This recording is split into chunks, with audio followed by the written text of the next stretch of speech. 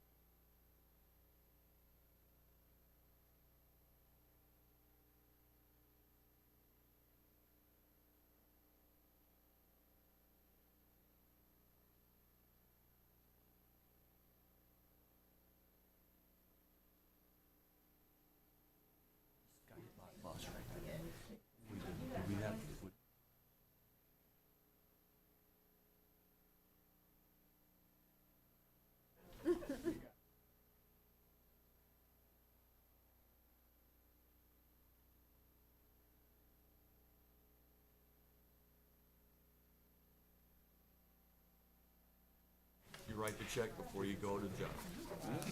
$500 fine, Wow. write the check, go to work.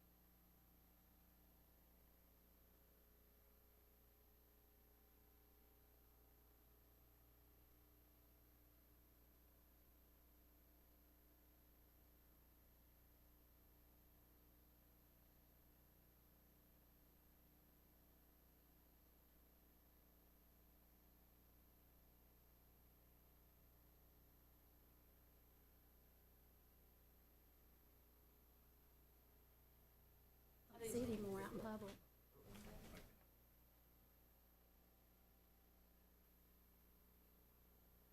Oh, Rick? Me too. Do we call the order without?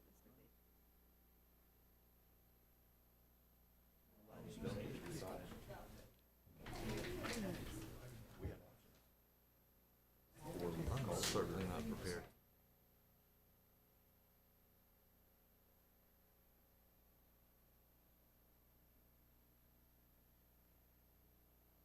People's times, though. Well,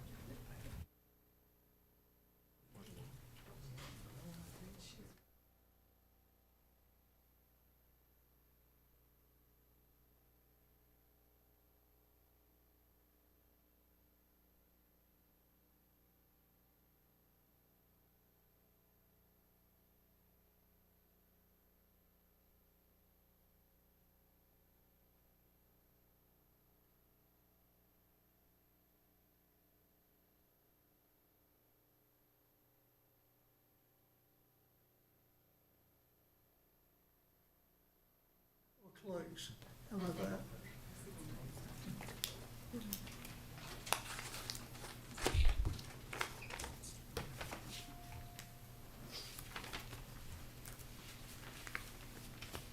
All kinds of, oh yeah.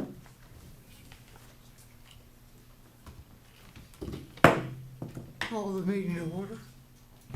When I'm 3 minutes late, I only give one mark. Okay, Mr. Carter, I think will be with us on Zoom, is that correct? I'm here.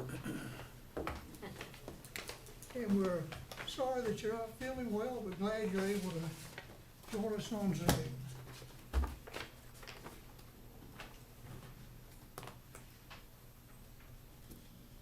Okay, Mr. Carter has the invocation and so forth. Mr. Turner, would you like to?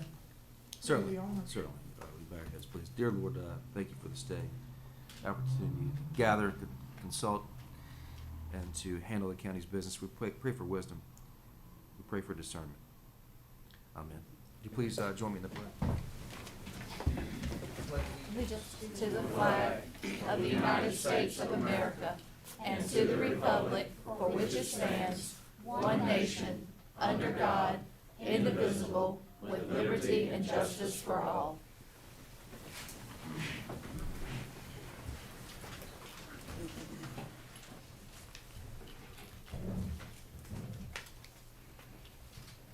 Do we have a motion as to the agenda? So moved. Second. Any discussion? All in favor, signify by saying aye. Aye. There was one adjustment, if you'd like to consider adding an additional closed session. If not, I we think can we need. do that need at to the do end. that Based upon what I understood earlier, would you modify your motion to include a we already have a closed session, but a second item on our closed session? I believe it was Commissioner Lush. Yeah, Thank you. That's fine. That's Thank fine. you. I forgot about that, Javi, You- I apologize. Will you amend your second? Y'all went so quickly. I will, but I think we need to define what it is. Sure. Yes. So, we're gonna have a closed session related to an economic development incentive, and I'll make sure that the clerk has the proper statutory language for the minutes. Thank you. Okay, so amended, second, all in favor, signify by saying aye. Aye. It's unanimous, thank you. Okay, public speakers.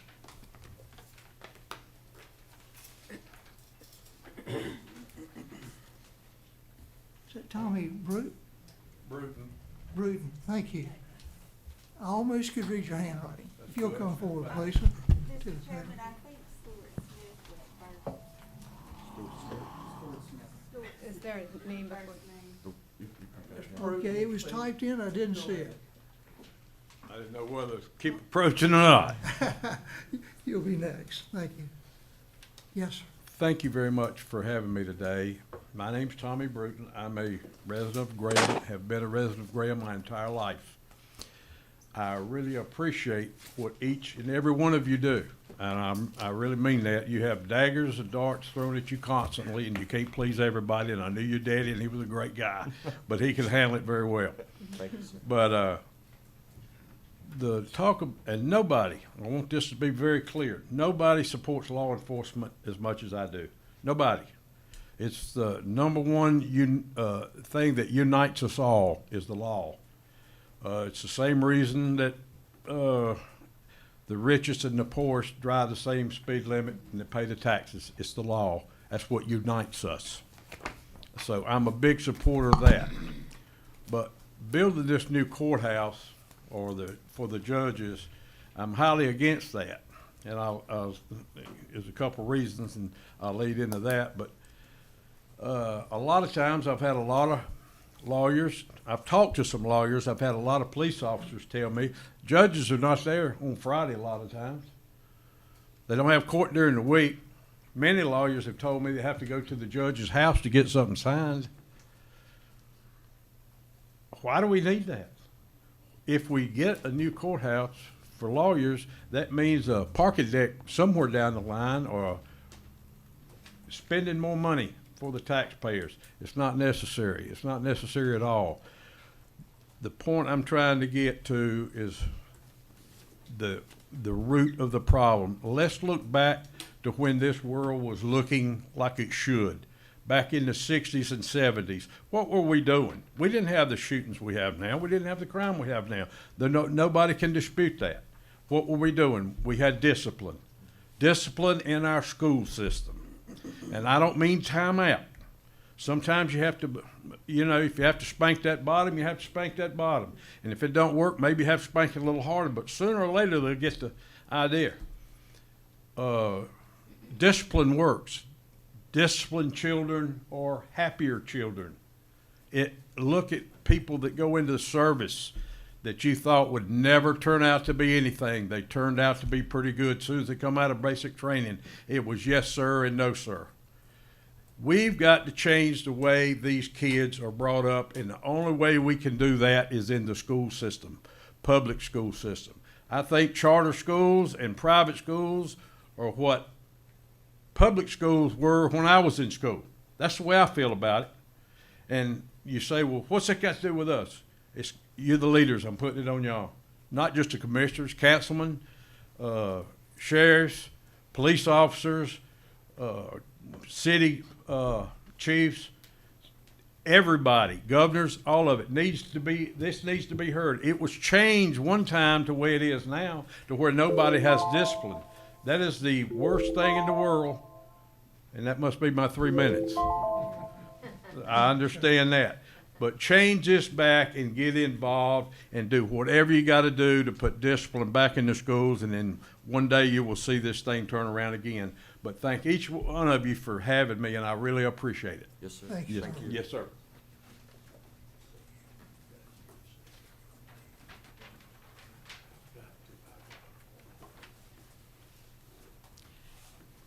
Good morning, Commissioners. My name is Stuart Smith. I'm a resident of Mebane. I would like to express my thoughts concerning the courthouse project and funding. As I watched the recent Commissioners meeting February 20th, I listened intently to the information being presented. Less than a month ago, many citizens in Alamance County were not aware of a need to upfit or replace the courthouse. I was really concerned by the proposed method to pay for the project. 44% of the school bond funding passed by voters in Alamance County in 2018 was used to build one high school. The remaining funds were used to address other immediate needs. The majority of our schools did not get any bond funding at all. There are needs to be addressed today. There are roofs to be repaired or replaced, windows that need to be replaced, etc. One major concern is aging HVAC equipment that will need to be replaced, some much sooner than later. To meet today's codes and meet environmental concerns, the cost of this equipment has increased exponentially. Reducing the funds designated for ABSS was presented as the best option based on the information we had. We heard the term right-sizing the funding for ABSS. Using numbers at 1 cent on the tax rate has changed from 1.3 to 1.6 million today is misleading. This does not account for the fact that 1.3 million pre-COVID is much less today due to inflation. I hope we do not deduct as much proposed at any at all from the ABSS capital reserves to fund this project. We still have many needs in ABSS. If the ABSS capital reserves increases enough, perhaps we can repair or replace some roofs without another bond issue. Voters in Alamance County have rejected the quarter-cent sales and use tax 4 times. It is interesting that many voters stated that they did not understand it after failing to vote for it to support the last school bond issue. Should we look at this again? Today, 1 cent on property tax will generate $1.6 million, according to our county manager. If the Article 46 1/4 cent sales tax would have been in effect in 2022, it would have generated $7.1 million. The information is from the Alamance County Tax Office. If the members of the Alamance County Bar Association and other people of influence in Alamance County advocate for this, perhaps the voters will pass it if they truly understand how it can reduce property tax and still fund our needs. Thank you for listening. Thank you. Thank you, sir.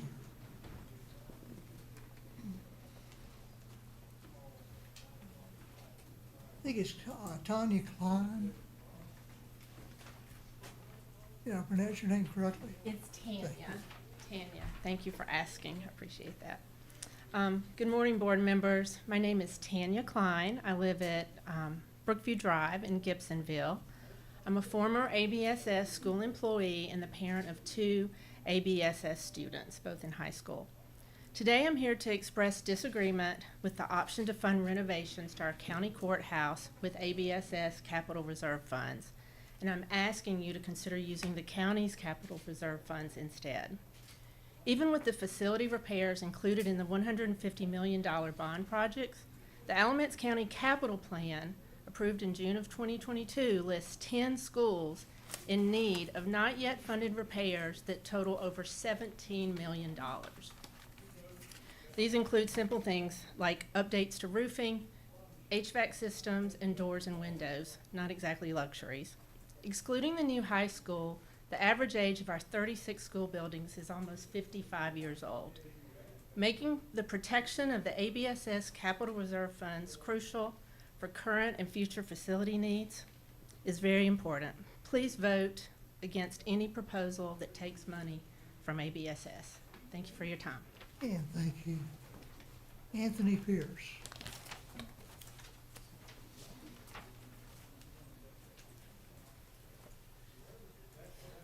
Good morning, good morning.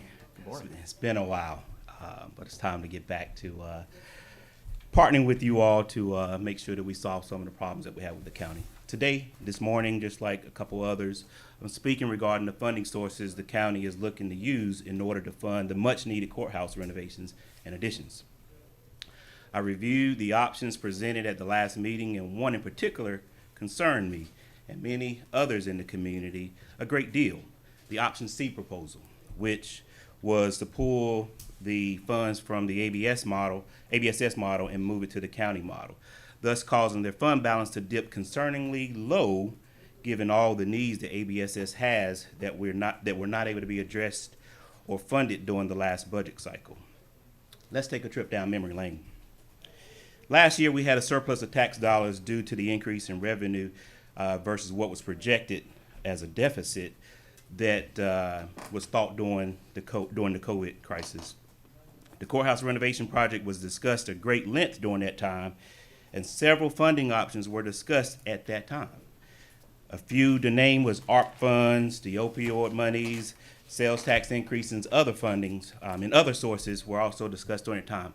But never once was it suggested, implied, thought about, considered, or even imagined that we would pull from ABSS to fund the much needed project.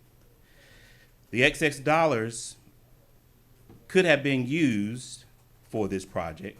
Instead, the board decided to decrease the property taxes by a very small percentage. I, as well as others, maybe even some of you, might at that time thought that it probably wasn't the best approach given the many needs that we have across the county. We now face a huge dilemma. You have to even consider raising taxes above what you lowered it last year to cover this cost. We all know the important need to renovate the courthouse to allow for our judges, our attorneys, the support staff to have a facility that works for all. But I'm sure we all can agree that this should not be done or take priority over our kids, our teachers, the staff, etc. And I highly suggest that we send the right message. If we're going to support ABSS schools and our kids and have a forward-thinking approach, then every vote should account for that. I'm not going to tell you how to pull the funds because there's several ways, and I think that we can dive deeper into that.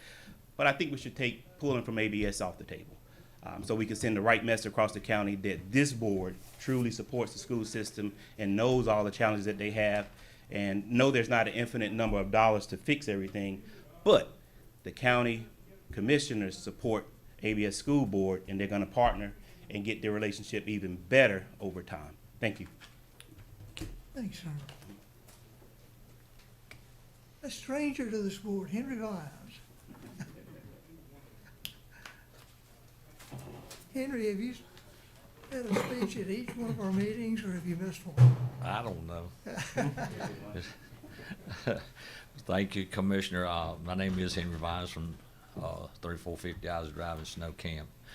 Today I just wanted to address you about the Meridian contract. I have read it over, and it contradicts itself in several different places, and I'm not sure as to why. I just want each one of you to realize that how much impact this is going to have on our little small community. When this operation started some 30 years ago, I went and spoke out for Kent and was glad to do so. This is a family operation that's went on for 30 years. Now we're wanting to change this over to a corporation that's wanting to operate it at its capacity. And we're wanting to even give an additional amount of 150 more tons to that. And as I read through this thing, I read, and it says that they can haul in 750 tons 365 days a year. And it does not include recycled material. So I don't know how many tons would come in under the recycling section of that. Commissioners, I don't want to dampen anybody's way of selling their stuff, but I think this franchise that's being considered, if it's going to be a transfer, it should be at least what's been proposed, what's been given in the past. And the county's not receiving the same amount of money, $1 per ton. And I just hope that y'all will consider this. And also, in the last paragraph down there, it says that this company will abide by the HIDO rules. Well, the HIDO rules clearly states that you can't run but 5 days a week, 8 to 5, and on high impact industries. So as you look at this and consider this, I hope that you would back up these amounts that they can bring in. I'm sure this company wants to have the 750 tons. That'll generate them about $10.5 million a year. It's a pretty good chunk of money. So just be aware as to what kind of stress and strain you're gonna put on this community from a family operation into a corporation operation that could increase from 15, 20 trucks a day up to 100 trucks a day in that little bitty community. And I appreciate it. Thank you for your time. Thank Yeah, you. thank you, sir.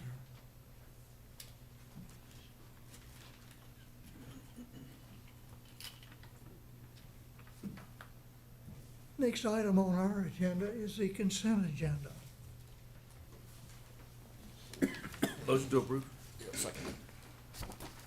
Any discussion on the consent agenda?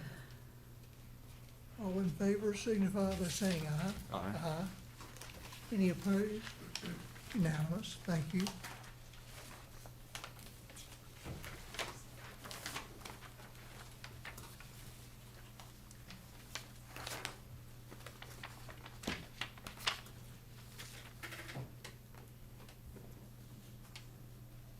Next item on our agenda is a public hearing as to the, for the Burlington School Council for the Burlington Schools, the way it reads. Please, sir. Hello, I'm Jeff Poley with the law firm of Hawkins, Delafield and Wood. I'm over in Raleigh. Thanks for having us today. Burlington School would like to borrow $6 million on a tax exempt basis, in part to refinance a taxable loan taken out for their last building project, and then because of increasing enrollment, continue to build out their campus. In order to do this, they're going through the Wisconsin Public Finance Authority, which a majority of private schools do as of today in North Carolina. It's also what several hospitals have used, including Cone Health, Elements, Regional, and I can name several others. What is here before you is a description of the project. We have to, for federalism reasons, because it's federal tax exemption, they want you all to approve the project and, at least in theory, the issuance of bonds. You will note in your resolution this does not constitute debt of the county. It does not implicate your bond ratings, and it sets forth that you have done no due diligence on the project itself. With that, I'm happy to take questions.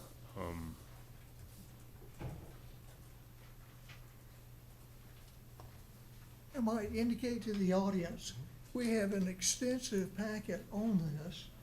It is in our agenda, and you could have reviewed it. Mr. Vines, I'm sure you did review it, as you do every month, or every meeting. Thank you.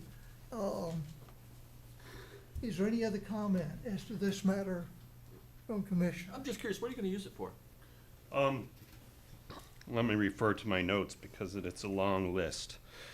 There's $148 million, $1.48 million taxable loan out for the previous upper school building. And then the new financing will be a 1,250 square foot annex. I don't know exactly if you'd call that, but it's gonna be connected to the upper school. Renovations to existing buildings to accommodate the annex, and then kind of stuff that will kind of go into it with an atrium, and then staff rooms and so on. So they are prepared. They have had significant enrollment increases, and they're trying to keep up. And facilities obviously are an important thing for them. Absolutely. That's it for me. Any other questions? Just a comment. My children are 32, 28, and 25. and they went to elementary school at the Burlington Day School. And I met my very best friends there, and they're still my best friends. And they served us well, and I'm glad to see that they're adding. I think everybody has a choice to where they want to go to school that best fits their kids' needs. So congratulations. Then I will make a motion that we pass a resolution of the Board of the Commissioners of Alamance County, North Carolina, approving the issuance of the Public Finance Authority of the Educational Facilities Revenue Bonds in one or more series in the aggregate principal amount of not to exceed $6 million.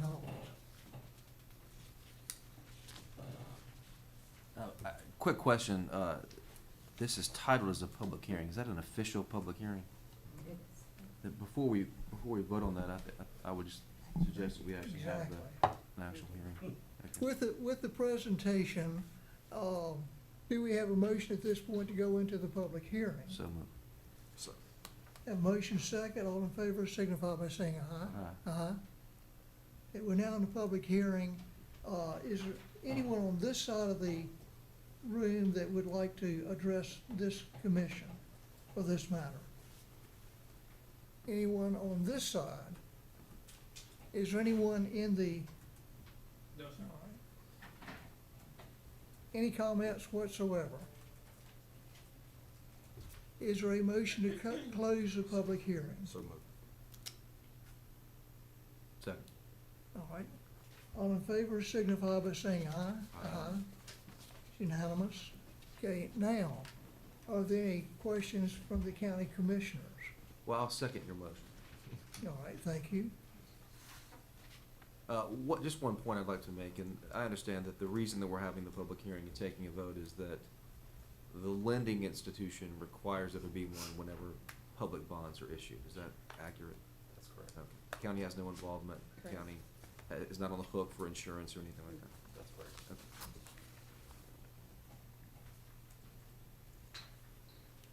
Any other comments?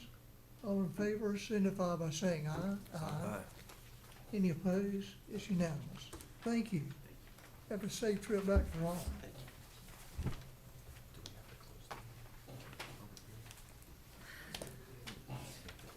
We did. Just making sure.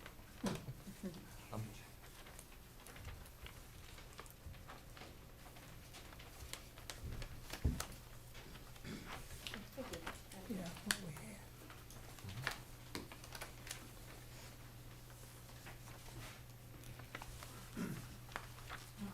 If anybody else has the agenda, we're now going to item 7-8. Do I what, introduce it first? What do you wanna do? I'm sorry, Chairman, what was that? No, all right. This We're is the ready. Meridian franchise ordinance, That's right. and who's presenting on that? Rick and I are gonna present together. He'll kick it off. We have some guests from Meridian with us as well, and then I'll walk us through the highlights of what's proposed in the franchise. Thank you. So this is the second of two considerations for a franchise related to granting, for an ordinance related to granting a franchise to Meridian to operate the present Coble site. And so we have worked out an agreement with Meridian to propose to the board to consider as part of that ordinance adoption. And if you recall from the last time we spoke about this, you have to vote actually twice to approve the ordinance to grant the franchise for Meridian to operate. So that's what we're here to do today. We have some representatives from Meridian in the audience with us to speak to any points and questions you might have related to the finer points of the agreement. Sure, I'd be happy to introduce them. We have Dave Lavender, who's the Chief Operating Officer of Meridian, as well as Mary O'Brien, the Chief Marketing Officer. These are the same two individuals that appeared before the board the last time we were here. We're ready to walk through the proposed franchise agreement. I'll just hit some of the highlights and try to explain any of questions or clarifications that might be needed. So you'll recall that the board adopted the solid waste management ordinance back in November. And once that was taken care of, that allowed us to go through this process. This is the second of 2 public meetings that you've had on the franchise agreement. And at the last one, you authorized Rick and I to begin negotiations with Meridian on behalf of the board. So that's where we are today.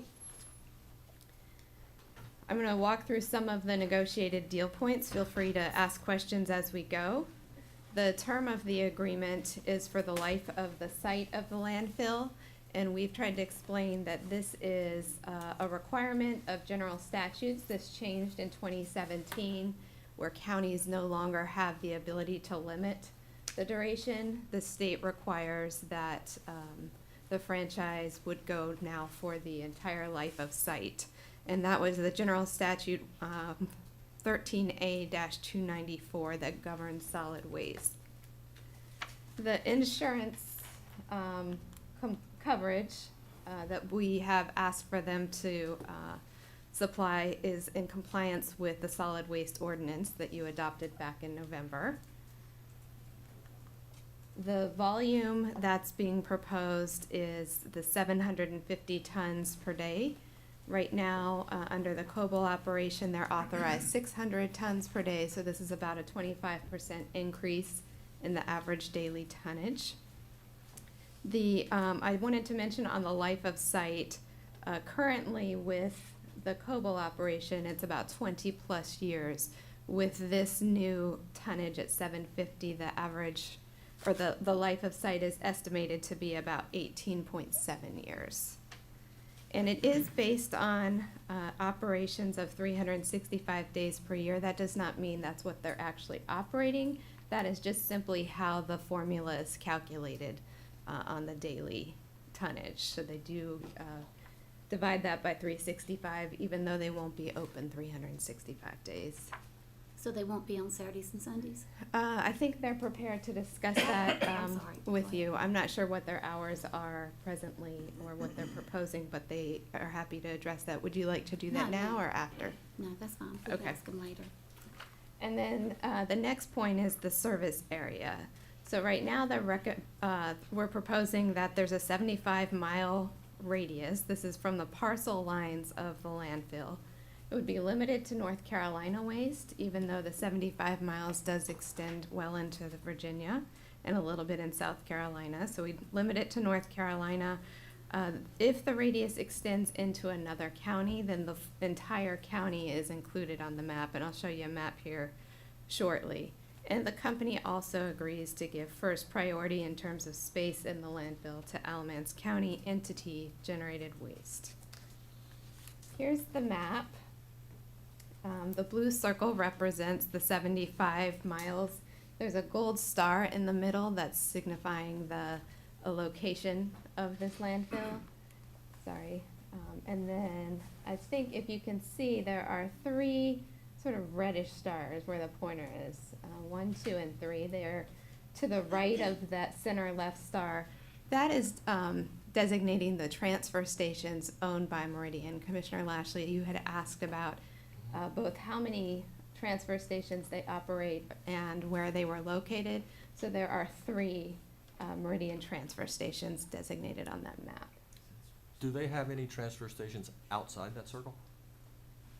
You know, Steve? We do not. Okay, thank you. Not in this marketplace. Thank Close to Richmond, Virginia, but we have other facilities. Thank you. All right. Moving along, the waste stream is limited to waste or debris that is resulting from remodeling and construction, demolition. So this meets the definition of the construction and debris materials. Inert debris is also included and accepted. Has to be uncontaminated soil, of course. The tipping fees, they're offering a reduced tipping fee to all Alamance County residents that are delivering residential C&D materials. They're granted a reduced fee of 90%, so 10% less than the posted gate rate, and they do have to present proof of residency in order to get that discount. Commercially generated C&D waste does not qualify, so this is just simply for Alamance County residential. And lastly, for disaster debris, should the governor declare a disaster for Alamance County, The tipping fee would be reduced to 75% of the posted gate rate, and this would be for all Alamance County disaster debris transported either by a contractor of ours, a third party, or a county vehicle during these times. Heidi, what would classify as a disaster? It could be a tornado, a hurricane, ice storm. Train derailment? Yes, yes. We've already had that conversation, haven't we? Yeah, hopefully we don't have that. All right, so on the host fee, we do have the dollar per ton of waste disposed. That's consistent with what you have seen with the COBOL. This is based on monthly volume. It gets paid to the county monthly. And then the official volume of waste is determined by what is submitted to the state. And if we find a discrepancy where the tonnage exceeds the payments, Meridian has to remit the difference of that in 30 days. We also have in here a guaranteed minimum host fee. So if they are taking in less than what they're expecting, then they would guarantee a steady amount of revenue to the county. So the amount to be paid would be net of what they've already paid. Payment is made annually on the 30th of January for the previous year. So for the partial year of 2023, they would prorate that and guarantee a minimum of $50,000. Year 1 is $50,000, year 2 is $75,000, and year 3 and beyond would be $100,000 of guaranteed revenue to the county. And just by way of comparison with COBOL, last fiscal year you received $7,500 in revenue from their operation. Where does that money go? It would go in your general fund. It would be unrestricted. Okay. Question, I got a question for Yeah. you. If this money goes into our general fund, Mm-hmm. do we not have a safety net just in case excrement hits the fan? I mean, because that is unlimited.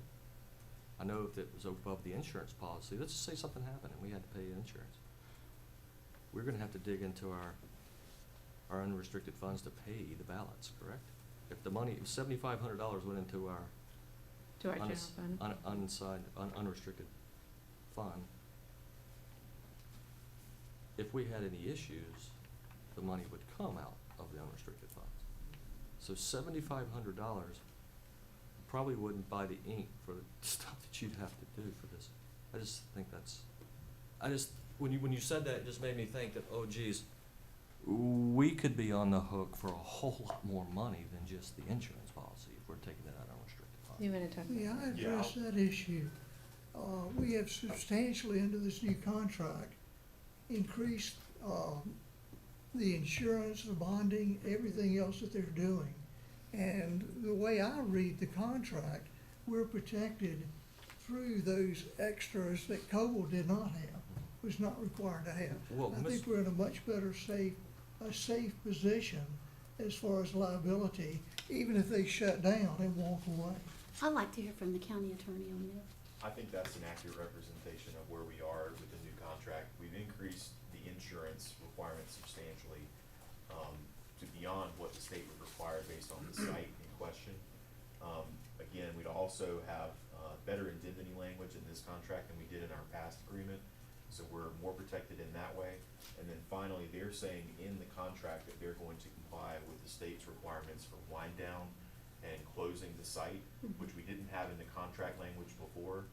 So I think, although I understand your concern, and I do always look at those elements, I think we're in a much better position related to liability here than we were before. Yeah. Than we presently are, I'll just say that, because the existing COBOL contract is still in effect. So we're in a better position with this new agreement than we presently are. I didn't include the details of the insurance requirements, but you can find that on page 5 of the agreement where we have Thank all the various components that they're required to provide. Gosh, Very sensitive. I'm telling you. All right, our next one, the Meridian folks are offering to do litter cleanup They'll collect roadside litter on a monthly basis, a half mile from each side of the entrance for a total of 1 mile on that road in either direction. They're offering to upgrade the entrance with landscaping and signage. And then they're offering some community involvement and increasing their presence and partnership with our community. They're offering to invest through sponsorship, charitable donations, neighborhood events, and/or educational experiences for the community, where they will host on-site events for the community to come there at least twice annually. And then, like Rick mentioned, we've got financial assurance for both the closure and post-closure that's mandated by general statutes. They are required to comply with the HIDO that was mentioned. We're not seeing anything in the HIDO that requires operations of 5 days per week. So just wanted to clarify that they are in compliance, and we'll have them address what their operating hours will be here in a second. And then we also had said from the get-go that this would be contingent upon a traffic impact study being completed and making sure that the board was well informed about any improvements that might be required by DOT or any changes that we might expect to the traffic on the road. And so there is a copy of that study that we received this morning. It's at your seats. It does state clearly that they do not, the engineers do not see any change or negative impact with the additional traffic there. And I'm sure that they'd be happy to address that as well. So there were no recommendations required or improvements needed to the road to facilitate the increased tonnage that's being proposed. And that's all that I have to walk y'all through, but happy to answer questions. And then if Dave or Mary would like to come up and state any other points that I might have missed. Did I write this down right, that you had mentioned there would be like a 25% increase? So the average daily tonnage right now is 600 tons per day, and what we're proposing is 750 tons per day. Okay. That'd be the maximum that they could take in a day's time. Okay. Mr. Chairman, I know. Mr. Chairman, Oh, yes, sir, Mr. Carter. I've got a question about the operating times. I know that Meridian has indicated they don't have an intent to operate on Saturdays and Sundays, as the Coble Group has not operated the landfill. I wonder if they'd be willing to stipulate that in the contract, and I think that would add some comfort to the neighbors, and I know that they have some interest in trying to provide events and services to the citizens of Alamance County out at the landfill at different times, and that might provide a time for them to schedule things like that. Good morning. Regarding the operating hours and days, we will not be operating on Sundays. Saturdays, we will operate at times from 7 a.m. to, we'll be closed by 12 p.m., just depending on need. We'll have to. That's as far as that'll go. That's pursuant to our HIDO. I'm sorry? Is that a requirement of the HIDO? I'm not sure that that's a requirement of HIDO. That's come I up. thought the I'll hours let were, comment. but maybe not. I don't I'm believe not it's seeing written that. in there, but would you all like us to include their operating hours reflected in this agreement, or is that not necessary? I just know we have been to the second on operating times with the quarry. Mhm. And we are not gonna show any difference if Walt Disney World comes here. I mean, and that's not against y'all, but I mean, we have really worked with them. They have been extremely flexible for the neighbors out there that's gotten all this. And, when you go in business, you open business to make money, and that's the whole point. But, there's no way that we can have one set of rules for the rock quarry and have another set of rules for any industry that comes here. Any industry, not just these nice folks. I'm just talking about, it's gonna be, the standard needs to be equivalent, so. Well, my thought is, and again, I don't wanna speak for you, I'll let you address this, but my thought is that most of your customers are not gonna be open for operation or wanting to bring waste to you on the weekends normally, is that right? If I could, what it is on Saturday, if you think about it, all your residents who are doing do-it-yourself projects, some of your small haulers that are bringing the trailer behind their pickup truck. That's the highest traffic that we see on a Saturday. That's why we have half-day hours at our facilities. It's really to allow us to clean up maybe some of our transferred floors and get the waste off the floor and deliver it. But most of the traffic is going to be Alamance residents who are doing their own projects, cleaning up, and the weekend is the only time that they have it to bring the waste there. Just to understand the fairness, I'm all about fairness. Oh, understood.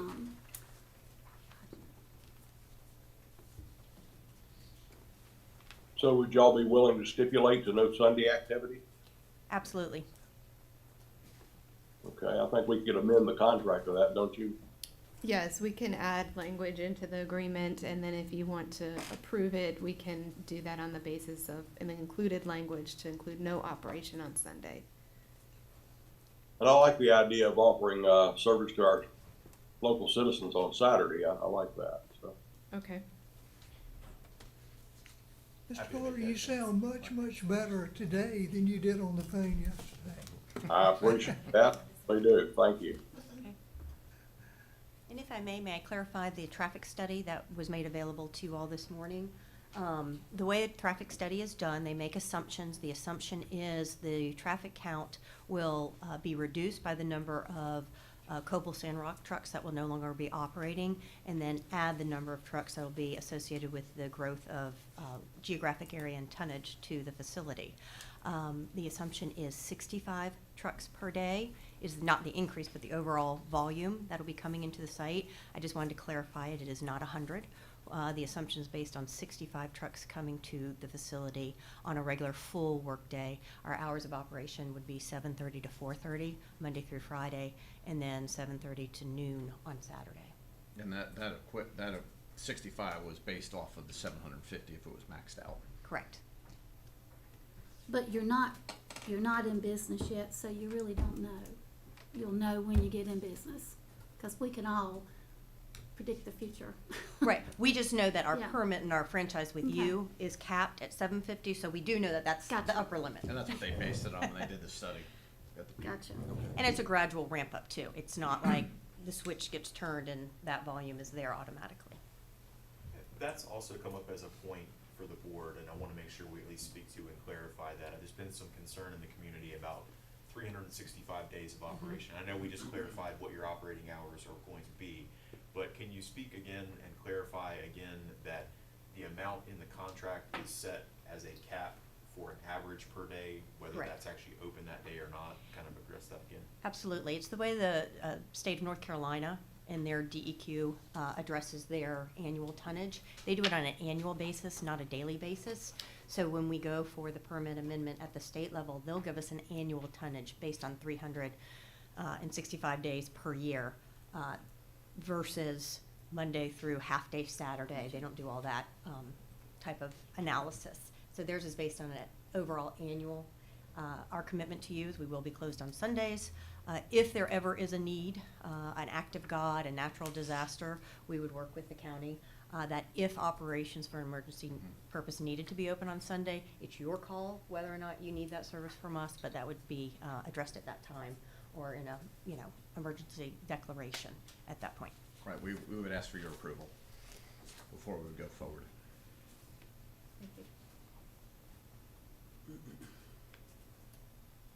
Board, any other questions or comments? Not, I have just a couple.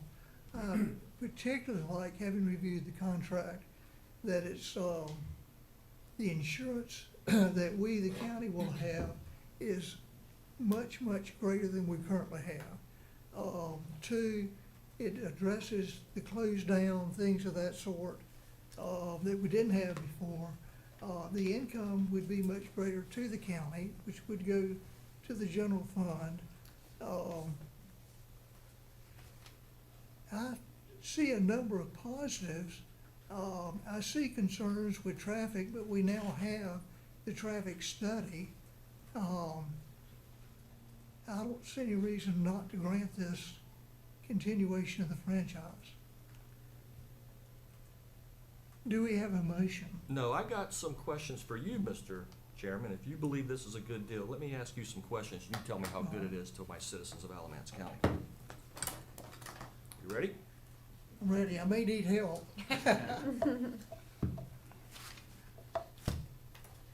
Okay. This is everything about this, from Mr. Coble to Meridian, has changed. Every single thing has changed. There's 5 things that's changed. Mr. Coble told us in the last meeting he does 50 tons a day. This group is gonna do 750 tons a day. And let me just correct something that was put out just before. It's not a 25% increase.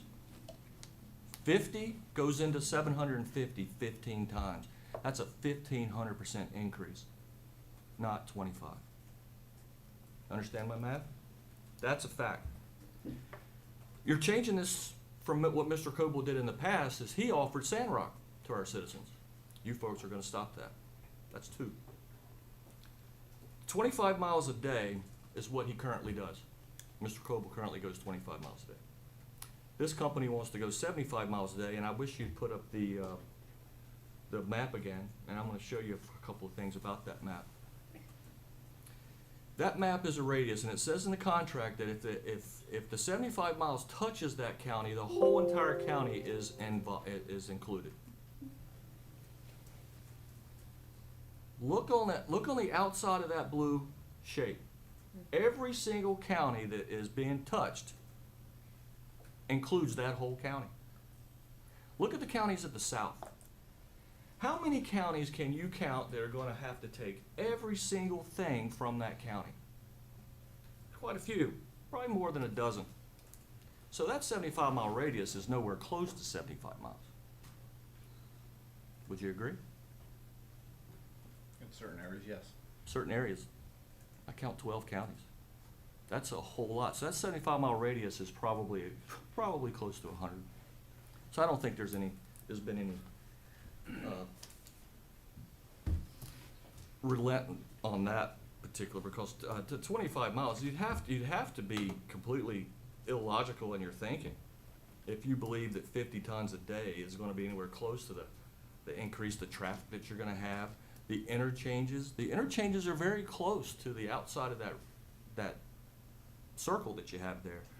My concern is there anything that we can have to make sure that everything is being complied with on these outside counties?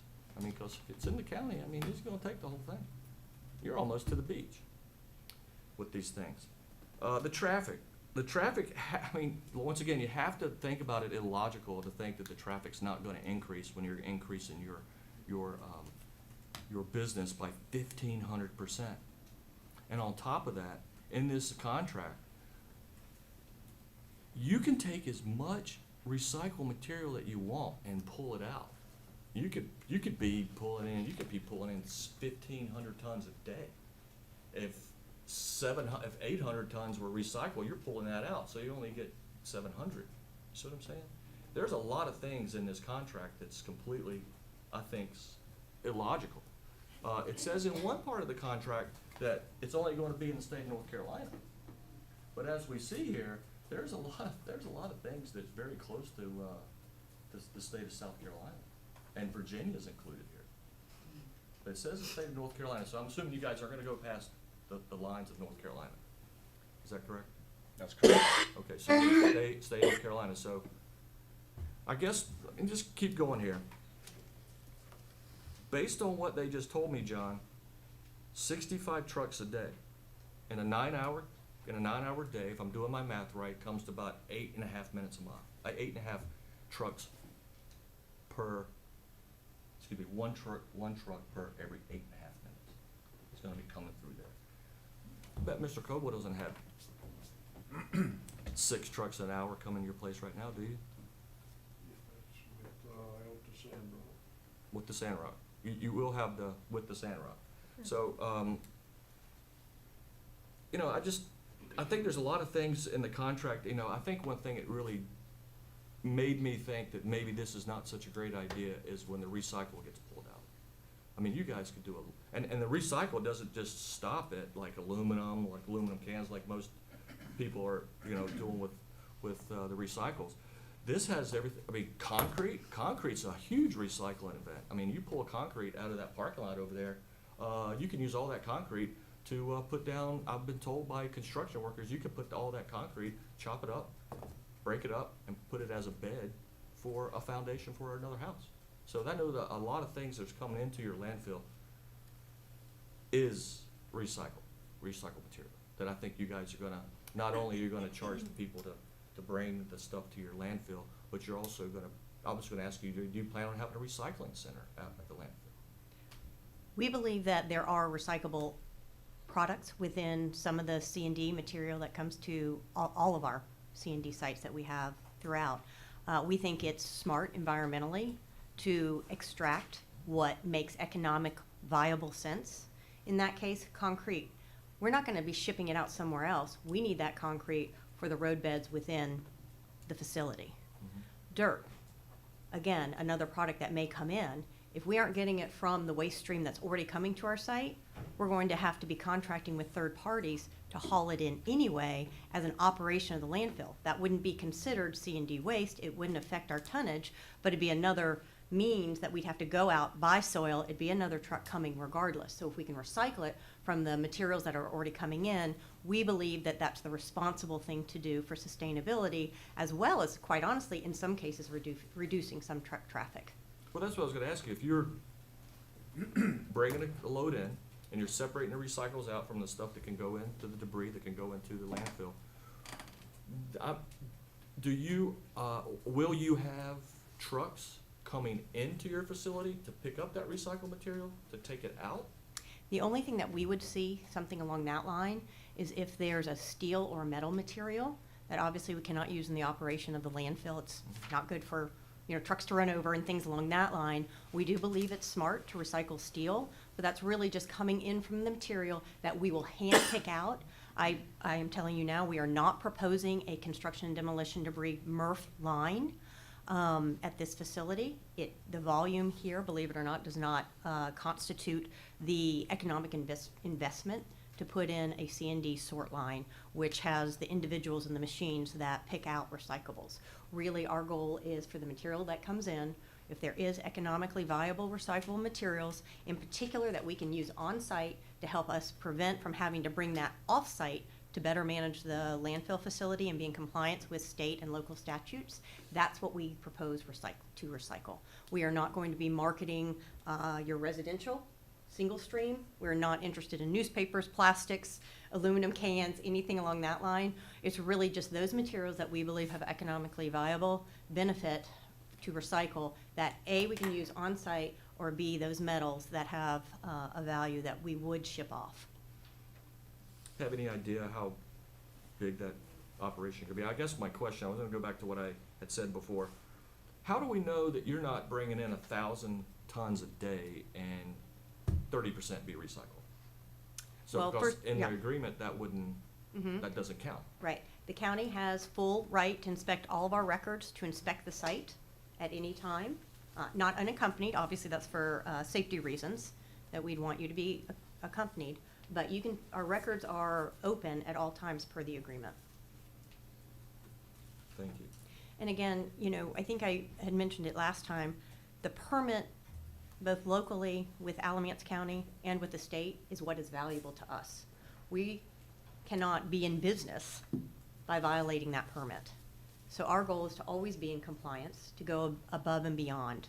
And by breaking the rules, that's not how we grow as a successful company. That's not how we are successful in the state of North Carolina and other states in which we operate. One of the things I really like about a landfill is basically you're given a rule book. You're given a rule book by the state, by the federal government, and by Alamance County. And this is how you operate. And one of the things, discipline. I know we were talking about discipline in schools. I had a lot of discipline in schools growing up, and we do follow the rules. Because if we don't follow the rules, we lose our permit. If we lose our permit, we lose our business. We lose our business, we lose our jobs. I just want to ask Tanya, did I see? Oh, right here. Okay. How did I miss you? I love your outfit. I just know when Mr. Pike was here at our last meeting, they had to have a fence, they had to have a building with a ramp, they they really had a lot of, requirements for them to open up to do the thing they're gonna do. They're kinda in the same category, maybe sorta kinda. Do these folks, there's already a fence there, is there already a building there, or do they have to do that too? So these folks came under the old language in what was a separate heavy industrial. They're not in the new book. Since this existed way before that, they operate as is unless there's some major changes, not being ownership unless the business itself changes. So they are not under the same rule book as your last. Unfortunate for them, we just had a landfill come in, so y'all seen Right. that, but they're not under the same rule book. Well, like what Mary said earlier, from the state standpoint, I mean, it's a playbook, and they have a very stringent playbook that we've got to go by and adhere. And Yeah. that's the last thing we're gonna do is jeopardize any of that. I understand. Please don't think that anybody's picking on you. We got a whole lot of folks here that are for or against, and we have to listen to everybody. And I'd like to say that none of the 5 commissioners live in this area. So see, it's not gonna bother me a bit as far as what I'm gonna see going up and down my road. When Smith School was opened across the street from me, it took it all the way to Mebane Street, and it was like a drag strip. Burlington PD had to stay out there because I thought we're gonna have a dead kid, because everybody's like, God, I can cut through now. It's just our nature. And the traffic, we've heard from another site out in the community as far as how that has been disruptive. Change is difficult. I say all the time, it's like changing carpet in a Baptist church, because I am a Baptist. I know how we get bent out of shape. But I have to think about that, because people that live in the rural community want to do just that. If they wanted city life and busyness and all that, they would live where I live. And it's kind of like, I don't know. It's just a lot of mixed emotions, and I respect that from the people that I serve, because that's who I work for. I don't work for me or these 4 gentlemen either. We all work for the public. And so that's why we just ask questions, because the last thing I need to happen, and I thank you, Bill, for the questions you asked, is all of a sudden when it's stamped approved, oh, by the way, did I tell you, we're gonna land spaceships out there. I mean, and that's ridiculous, but we've seen this happen all across the country, and I don't want my county to be that way either. I mean, I just talked to Mr. Payne about, and I'm all over it, that train wreck in Ohio. That could be us. We're like the gathering spot of the world. Everything's a corridor. That's what we're defined as. And I think, are we capable of handling something like that? Because, you know, their government has really let them down, and I don't want to be that kind of government. And so that's just why we're asking. I ask about a fence, because if Mr. Pike has to have a fence, I think you should have a fence. But I don't want you to spend $2.5 million on a fence.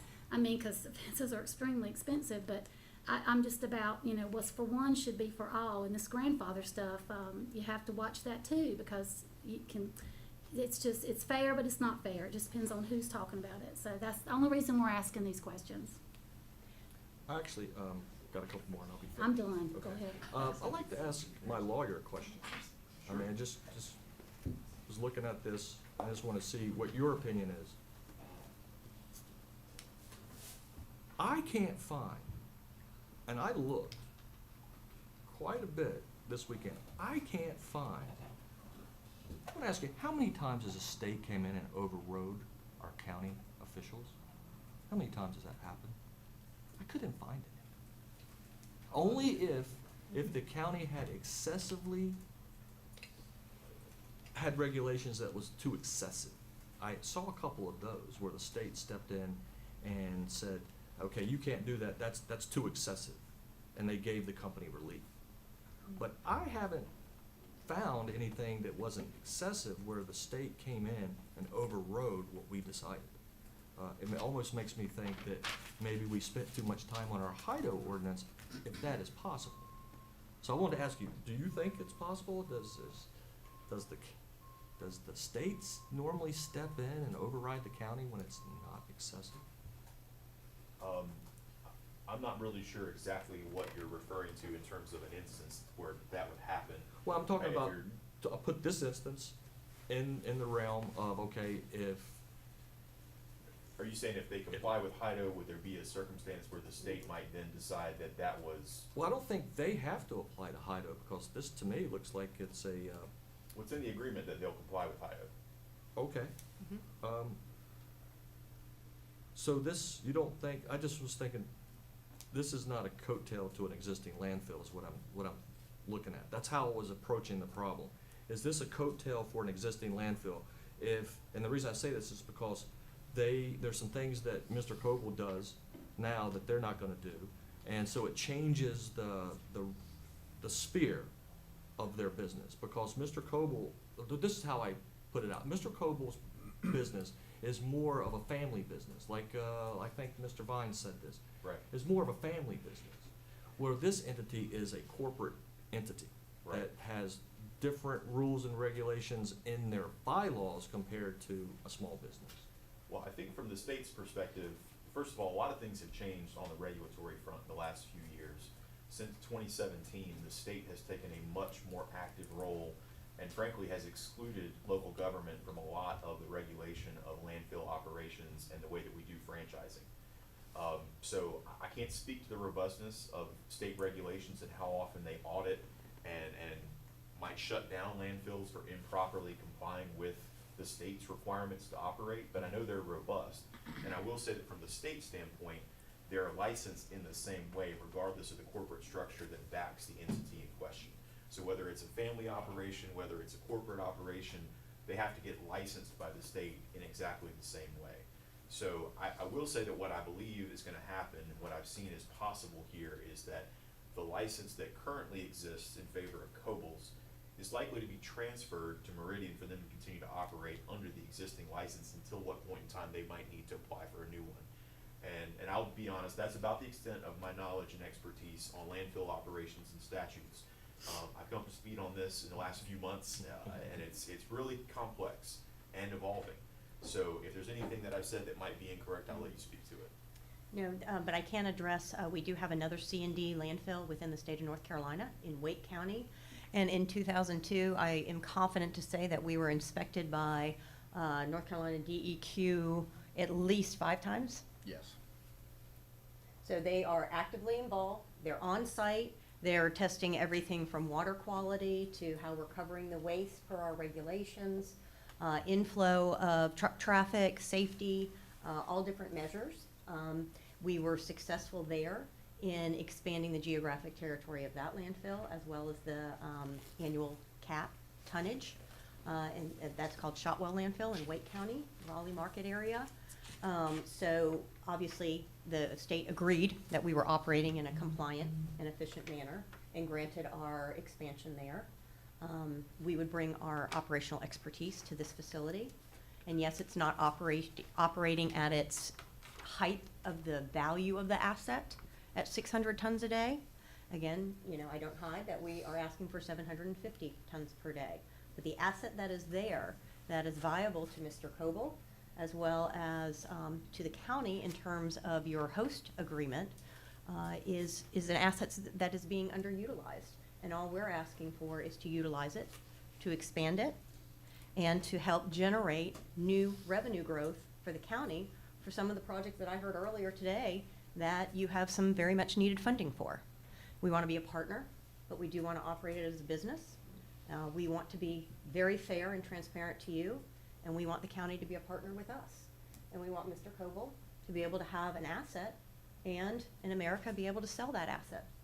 And we would like to buy it and operate it in Alamance County for you all. And one other thing I'd like to add too, as you saw, the host fee guarantee come year 3 was $100,000. And let's just say we put in more than that, you're gonna get the greater of the two going forward for the life of the contract, or life of the landfill, I should say. Mr. Lashley, what other questions do you have? Oh, I got 3 pages if you wanna go through them all.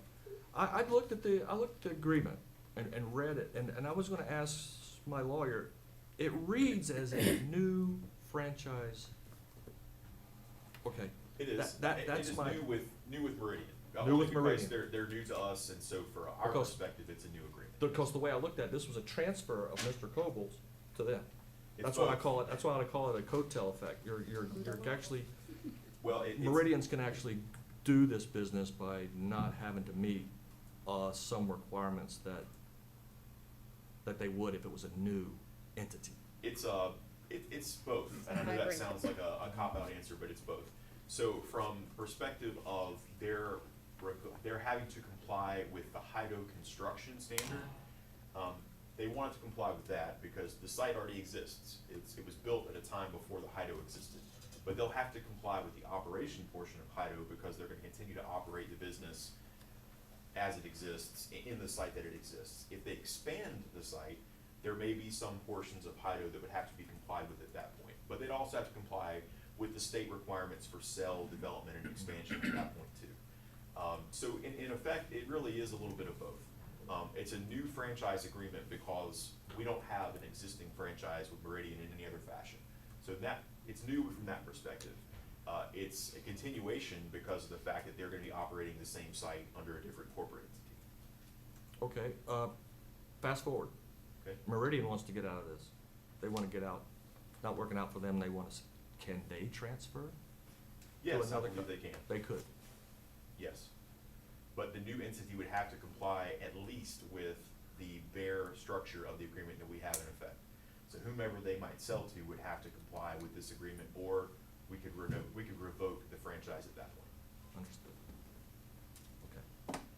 I think I understand that. Okay. Hey, Bill. Yes. Talking about landfills in general, if the state changes a rule, I know for our other landfill, we've had to, like, they may say, hey, you can close this, you're done, whatever. All of a sudden, there's new materials they need to test for. They say, put a new well, they do that. They change stuff all the time. Steve Carter's been with us in Raleigh, and like I said, the last 3 or 4 years working with Richard on our landfills, they're like, we've changed the rules now, you gotta do this, you gotta do this. There's so many emerging things that, you know, if they say you have to do that, we do that. I mean, they can't say, hey, you said we didn't have to do it before. We've had to do that multiple times, just in reference to landfills, just to give you that information. So they change them quite a bit. Yes. Okay. But I can assure you, never to make it easier. Oh, of course. Always more Right. regulation, not less. It's Yeah. true. There's emerging chemicals and things. Just wanna let you know that. You know, I'm gonna stop because I haven't heard from Mr. Turner. But if you're running out of some questions, I got 2 pages. Now, I have questions as well, but Mr. Turner, please. I'm fine, Mr. Chairman, thank you. All right, my questions are as follows. One, if this debris does not, and your debris is not contaminant, correct? Correct.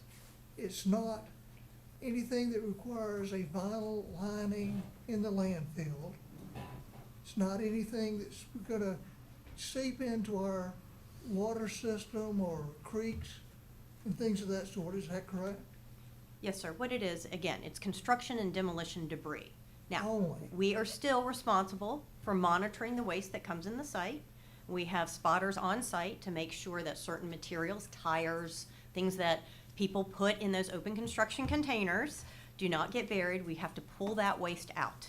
A C&D landfill does have liners. They just aren't at the same capacity as a municipal solid waste liner. They're usually clay liners, rock liners, other materials that are very highly regulated by the state, expensive to build the cells, just not as dense or expensive and regulated as the municipal solid waste landfill. Right, our current county landfill is very expensive, does require super duper liners. If there's a leak, we've run into that, it's extremely expensive. These materials that you're accepting that are not contaminants otherwise are likely to go in our expensive landfill, is that correct? Yes, sir. We see it as an opportunity for the county to save very expensive and valuable MSW's airspace by having that construction and demolition debris, which by permit you're able to accept at your facility, but is not the best use of that asset that, quite honestly, is probably costing you well over $500,000 an acre to build one acre of cell of your landfill. So you're saving and extending the life of our existing landfill. Yes, sir. All right. County attorney, if we say no to this franchise agreement, can the state go around us and extend it and grant it on their own? Yes, so I think that's one of the areas that is in flux in terms of the law, but I do think there's a method by which, the vendor could pursue operations without a franchise. They could operate under the existing franchise agreement without pursuing a new one, and then potentially at some point in the future pursue an amendment or a new permit with the state. A few years ago, I think my answer to that question would have been somewhat different, but over the last few years, the state has taken a very different look at regulation of landfill operations by counties and other municipal governments. Particularly since 2017. Correct, yes. And several amendments even since that point. So like I said last time, it's really a done deal. I don't wanna be that resolute, but I think that's not a totally unfair assessment. Grandfather your conclusion under me. Well, let me continue my questions if the board will allow. So if we turn them down, they can go to the state and likely get this contract or franchise extended anyway. Now, question for county manager and county attorney, under this new contract, Meridian is giving to the county a lot that we are not likely to gain from the state. Is that correct? I think that's a fair assessment. So we either make the best out of this that we can, or we turn it over to the state and just Katie bar the door. Maybe that's an overstatement, but, again, I'm back to, we have a really good contract. It's not perfect. And Mr. Lashley is correct. It goes well beyond the 25-mile current contract. But they are likely to gain this from the state and go around us if we say no. They've even agreed to monitor the perimeter on the roads for trash and other debris beyond their complex. We're gonna gain a number of dollars financially for the county general fund if we grant this, which isn't guaranteed from the state. Am I correct? Correct. Mr. Chairman, Yes, sir. Mr. Carter. as several of you have heard me say a number of times, that was one of my leading concerns as we presented this to our management to negotiate the contract, was come up with a deal that makes good sense for the citizens of Alamance County, but at the same time recognizes that we don't have to gain anything from it. So I feel like we've probably done that. And I hope that, I know since I'm absent today, I don't have a vote, but, I appreciate the line of questioning, and I appreciate Bill's digging into this. He spends a lot of time making sure Alamance County are taken care of, and I know we all have that in our hearts, so I appreciate what everybody said so far this morning. Thank you. And Bill, if you have any more questions specifically for me, I'm happy to take those. I know you said you did. Well, since you asked, my question is, I'll go back to what I was asking before, because I couldn't find any. I couldn't find, you mentioned it, and Mr. Paisley mentioned it, that if we don't do anything, the state could step in and do whatever they wanted. Well, you know something? That's what you make guys like you for. If the state steps on our toes, we sue them. If they don't, if they wanna come in and mess up what we decided that we want our county to look like, let's play in a court of law, because that's where these things are settled. I understand the state has a little bit of, they're a little bit ahead of us. That we have to sort of relent to them, a little bit like state versus the federal. You know, what they say. Well, I'm always happy to play. I like to play to win. And in situations where the state has said that the county lacks regulatory authority, I'm not sure that we could present a cogent argument for the fact that we want to Even with our countermand that. even with our HIDA ordinance that we have in place? Correct. Okay. Is that the reason why to do it? I don't have a reason for or against doing this. I don't have a vote in that. But I do think, like I said before, that because of the change in the regulatory scheme and an apparent effort to try to take authority away from local governments and shift it towards the state in terms of regulation, and I can't say why I think the state might have done that.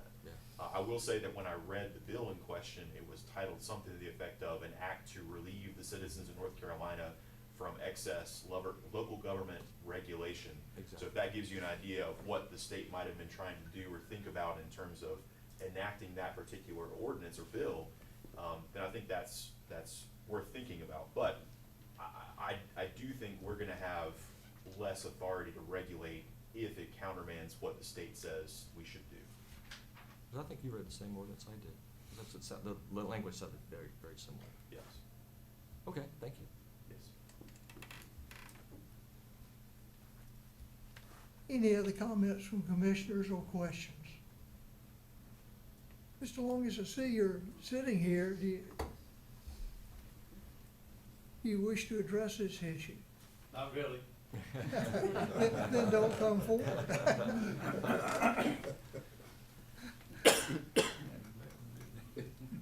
Mr. Chairman, members of the commissioners, I do want to let you know I'm prejudiced. I represent Mr. Coble, and it's in his best interest to sell at this point in time. We think we found a qualified buyer, a qualified business citizen who can operate the landfill, who is an expert in the landfill. You determined at your last meeting in presenting the first leg of the ordinance that Meridian is a qualified person, qualified entity, if you will, to operate the landfill.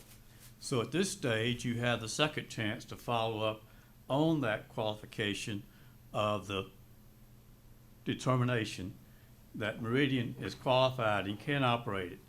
The second stage is what you're addressing now with your questions, and that is your franchise agreement, which is the weeds, the nuts and bolts of the agreement, the business matters that reply. Mr. Chairman, I thought you had a very good analysis of what the situation is. Mr. Lashley, I certainly appreciate and understand what you've done, but I need to suggest to you that it's kind of like you as a person who is interested in the welfare of the county citizens, but the state of North Carolina in this matter has preempted you. And the state, although that title to that act sounded real good, the purpose of it was just the opposite. The state wants to take over and make sure that landfills are uniformly regulated in the whole state of North Carolina the same. And it wasn't the same. There was different regulations among the counties. State didn't like that.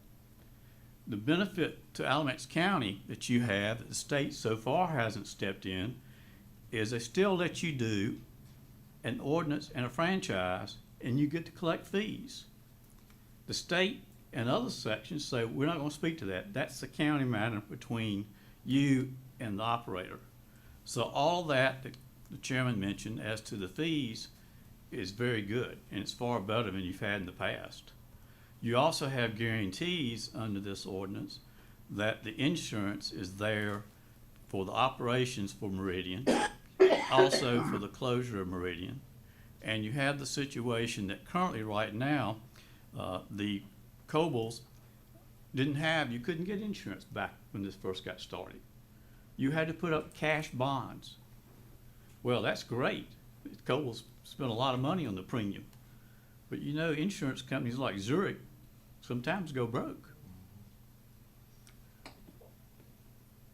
So that's the point, I think, that the regulations have improved.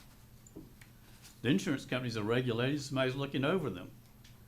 There's not that much regulation in the surety market, my friends. Now, the chairman mentioned other factors as to the tonnage, and he mentioned the Meridian group going out and doing the extra work for us, beautifying the area and keeping it up as a good citizen on half a mile each side of the entrance. Well, those benefits and other benefits that they're offering are not required. They're throwing that in, so to speak.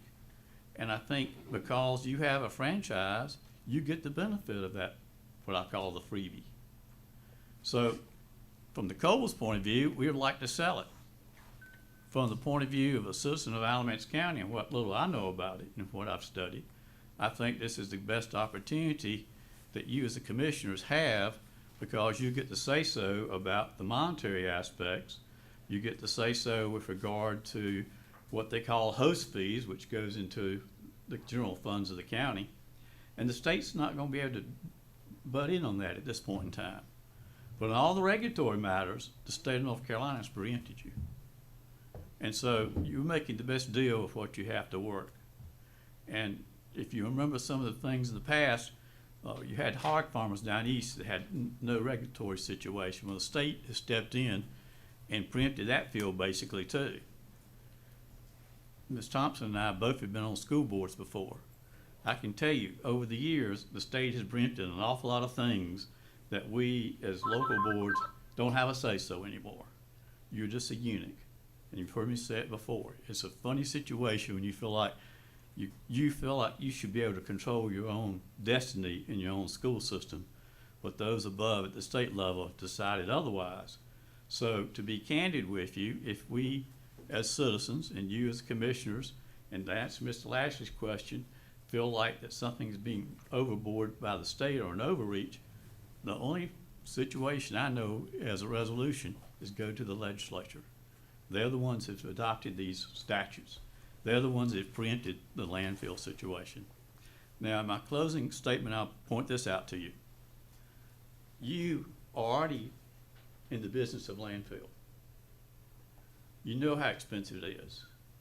Under your last decision I saw recently, you've expanded the landfill potentially, and they're going to take C&D materials.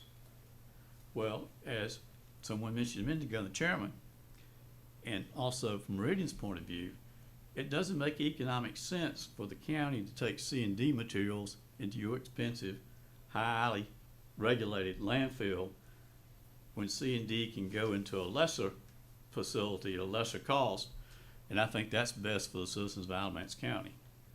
So in my humble opinion as a citizen, I would hope y'all would approve this franchise arrangement with Meridian so that the county's long-term landfill will get longer life and not have exposure to having to take C&D.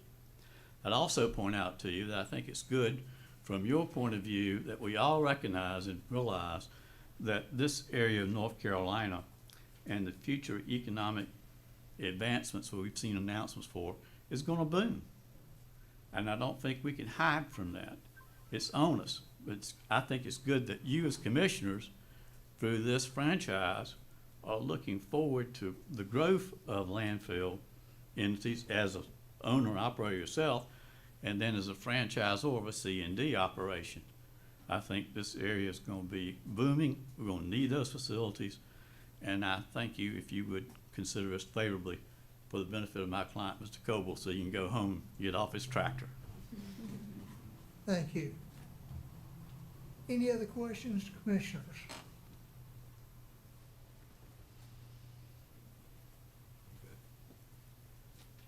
Then I will make a motion that we grant a franchise to Meridian Waste North Carolina LLC for the disposal of construction and demolition debris and operation of a construction and demolition debris landfill.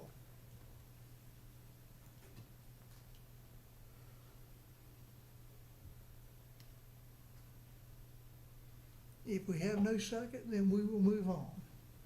Do we have a second? Apparently we do not. Thank you. Hopefully you guys will still work with us when you get your state franchise.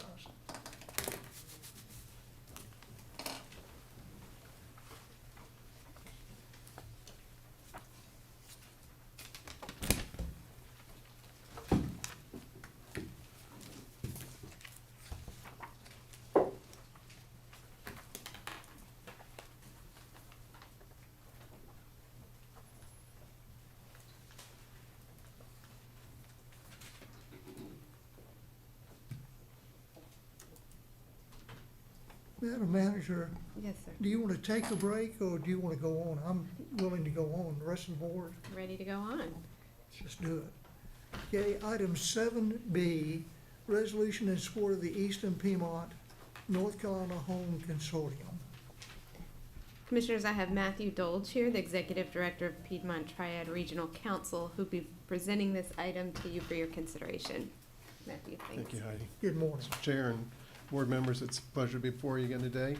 Hopefully I have an item of interest for you, for the citizens and for the county.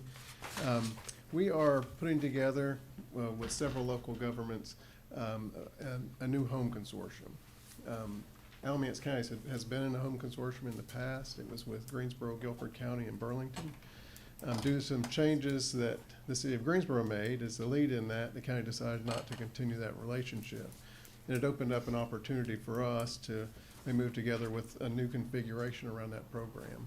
Just a quick reminder, the home program is under HUD at the federal level. It was started in the Reagan administration as a way for smaller units of government to get direct funding from HUD, because most HUD dollars go to big cities for big housing projects. Smaller units of government could form consortia, membership of other local governments, and receive direct funding from HUD for housing projects that they decided were important to their communities. We've had one of those in the northwest part of our region for 28 years, and you were part of the one with Greensboro. A new consortium can be formed at any time. The guidelines for those are they have to meet certain population standards and they have to be contiguous. We're currently talking to you and to several other local governments in our region about starting this new consortium. The possible members at this time are Rockingham, Caswell, Alamance, Randolph, Davidson counties, and the city of Burlington. Our concept is to have those counties and the city come together as members, form a board, put a consortium together, and then would receive funding from HUD in 2014 with a new funding cycle. You have before you a resolution. Honestly, it doesn't even have to be that formal at this standpoint. Our process is we've notified HUD that we're interested in forming this consortium. We have until the end of June for the members who decide to be a part to come together, negotiate a consortium agreement, and then that agreement would come before you for formal approval before it was sent to HUD. So that would be kind of your final chance to look at it, see how it was put together and would be governed, and then decide up or down or whether you'd like to be a part of the consortium. We think with the configuration we have with all the members, and I will tell you at this point, all the other members have expressed interest in moving forward and having the negotiation of the consortium agreement. It would bring in roughly $2 million a year for housing projects. We would be the administrator at PTRC. The city of Burlington would actually be the consortium lead. The reason for that is that they currently already have a relationship with HUD. You have to be in their financial system. Basically what the lead does is access money when we need that from HUD for the projects. They're also the ones who are audited and responsible for any of the monitoring visits that happen with the consortium. With that roughly $2 million, all the members would come together, look at possible projects, and vote on those and decide where money would go year to year based on the needs and what projects come forward. I will tell you that with our current consortium, we work with for-profit, nonprofit entities of various kinds, everything from Habitat for Humanity, where we have deals, we would buy their construction materials and they provide the labor and build houses, to for-profit developers who are developing elderly housing, up to 50 units of elderly housing. It's been a great situation for those counties, very cooperative.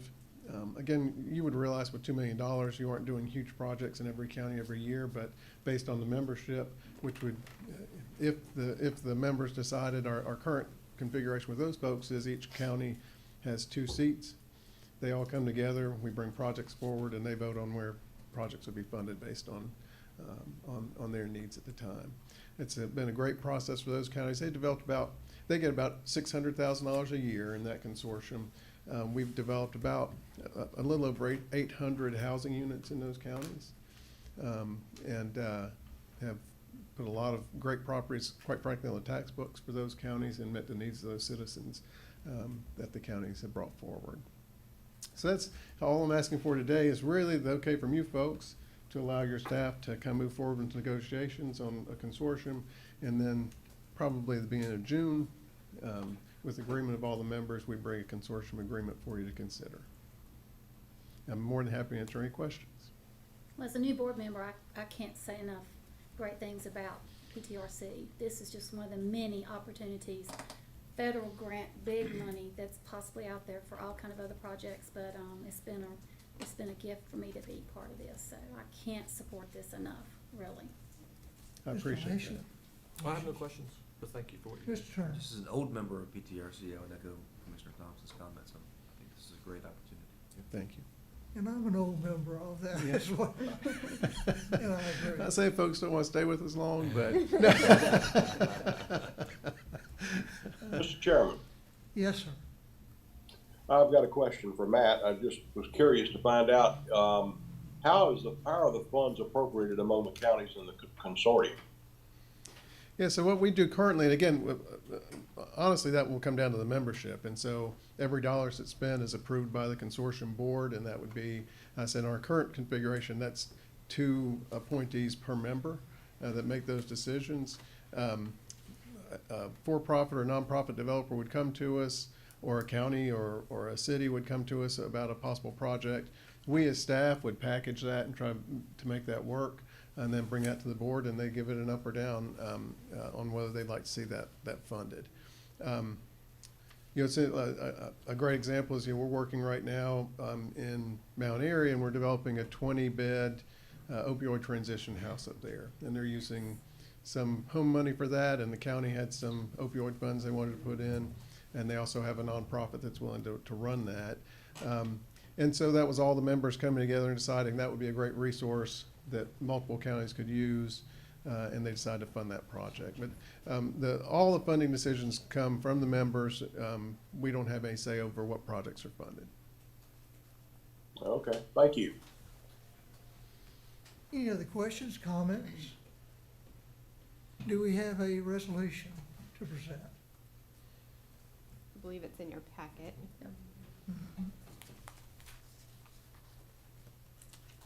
Okay, if nobody else will, I'll resolve that we support the Eastern Piedmont, North Carolina Home Consortium. I'll second. Any further discussion? All in favor signify by saying aye. Aye. Any opposed? Unanimous. Thank you. Thank you very much. We appreciate the opportunity you give us to work with you, and look forward to that in the future. Thank you. Thank you. Ms. York? Yes, Commissioners, this next item is your courthouse renovation project just being brought back for informational purposes. You received an update at your February 20th meeting on this, and the board had requested some analysis of the needs for space from the judicial partners, including the scheduling and the use of the courtrooms. So we're just bringing this back for discussion and direction. I believe David Taylor is here as well from CRA Associates, if there are questions that we can answer for you.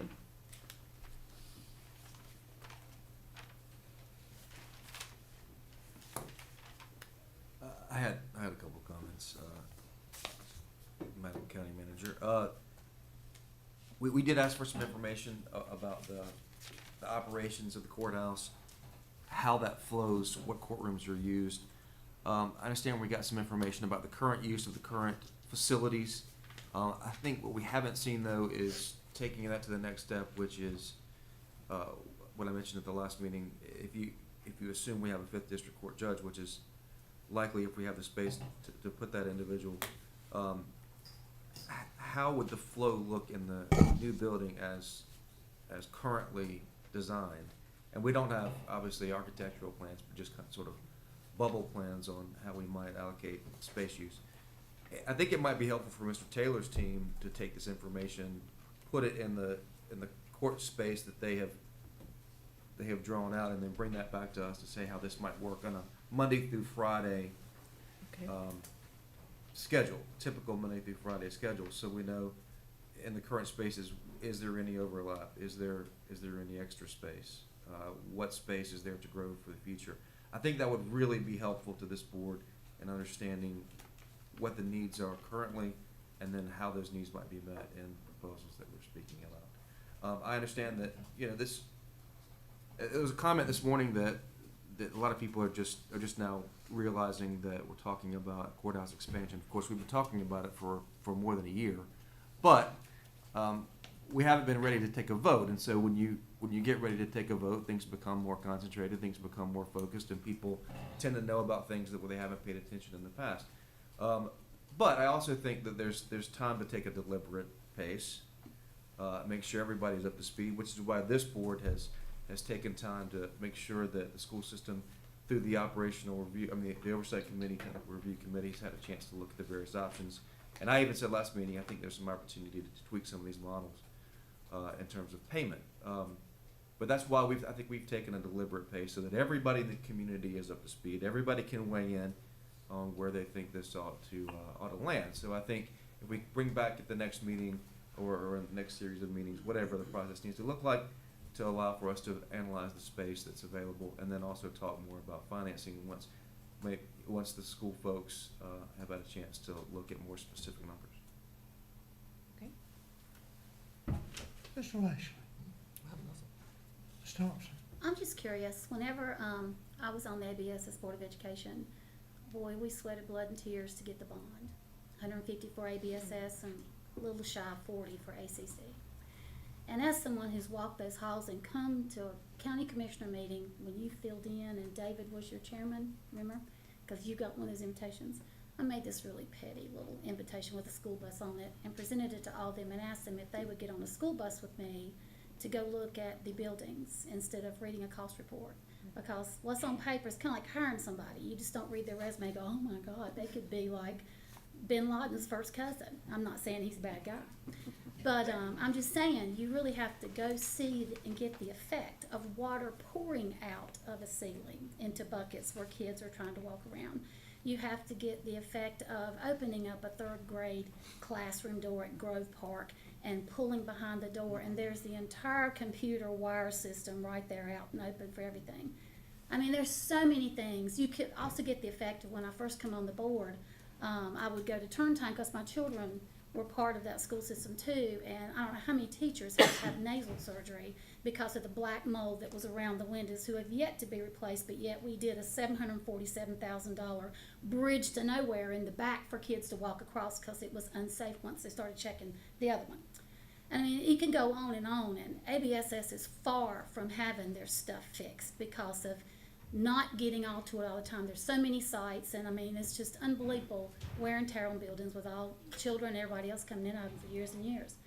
And it amazes me how that had to be voted on because taxpayers pay for that. And I think the thing about what Mr. Stewart was talking about with the sales tax, the word tax was associated with that versus bond. It's all taxpayer money. It just doesn't drop out of the sky, kind of like grants. Grants are free money. No, they're not. They're coming from all of us in a sense. It's just different requirements. And when I know all this stuff still exists, I am not going to put that behind another building to be built. I'm just not, regardless of what the needs are, what the wants are, and everything else. And I know what's still out there, which you go to East Lawn, take a left and go up the ramp, and there's a teacher there that's got a bookcase in the corner, and she showed me, because me and Patsy were the board members they'd tell on. Boy, we had moles all across this county. I'm just going to tell y'all, and I still got them now as a commissioner. You move that bookcase, black mold. She kept a spray bottle of Clorox too in there every other day to spray that, and at the bottom, it was open and you could see the grass. Go around the back of East Lawn, and you got this much space where cinder blocks are out. It's just typical of stuff that gets wear and tear. We probably got the same stuff in our county buildings because it takes so much money in upkeep. And that money comes out of our pockets. It's just not falling out of the sky, kind of like COVID money did. And we're running out of COVID money, and we think about all the ESSER, they want to call a different name, that ABSS used to fix all their HVACs. It amazes me how our breathing air is so much more important now post-COVID. We could breathe this crap before, but now we're going to get all this magical money to fix all this breathing, and we still got where we need to fix the breathing because of our lungs take on stuff. Lord help what's going to come out of these. I'm all over at Ohio derailment and the way our government has really screwed those people. I don't want us to be those kind of people. And I know we need things. I know we do. We need all kind of things. But I just want us to really be smart and think, would we have the support of this community if we put this courthouse money on a ballot and voted for it that way? Because the same people that's paying for the school bond are gonna be paying for this. And I think that's their right. I really think we all need to look as a community, just like what we just did with Meridian. I don't have one doubt these people are not pros. They're just top pros. They're wonderful, they're kind, and they mean everything they say.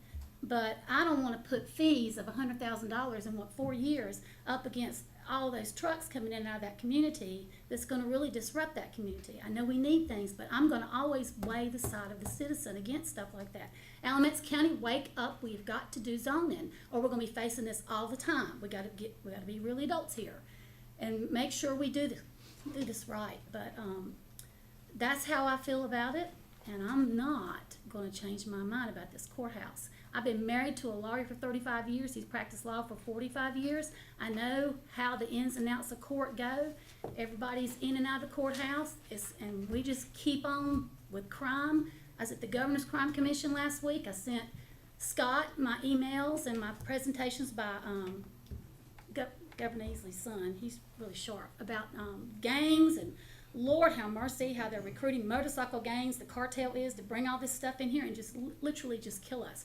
Juvenile crime, the rates of it, it's just one thing after, they recruit younger kids that hadn't got any felonies tacked on them because they raised the age, and they can get the guns for them, and they're going to be, it's a big deal. These people are brilliant. They're evilly brilliant, and that's who we're facing.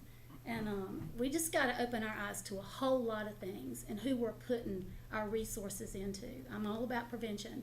You still have to make a choice to make the right choice. That you can't legislate evil, and you can't pay bad out of people. It's got to be a choice. So, I respect any commissioner, what you feel about this, because we're all different, but yet we're always going to do what's right for the citizens. That's why we are elected, to put the hearts and minds of the citizens first. And that's it. And I'm probably the only one that will be a lone ranger, but I don't mind. So is Jesus. I think he's got good company. Mr. Lashley. Well, I'll just, looking at this, I made a comment to one of my friends that I wish this courthouse could just push it off for 3 months. And the reason being is we got so much, not so much on our plate from a county standpoint, but we're revaluing. We have no idea what our rate's gonna be. So, like you said in the last meeting, there were a couple of things that you showed. Hey, look, don't look at the 1.63 cents, look at the real number, because that's where it's gonna fall.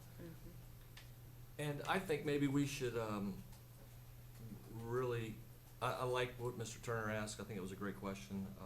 It would sort of like give you an idea of how we are sitting right now, even before the building's built. What extra space would we have? Do we need a 4th floor? There's a lot of questions that will be answered by that information.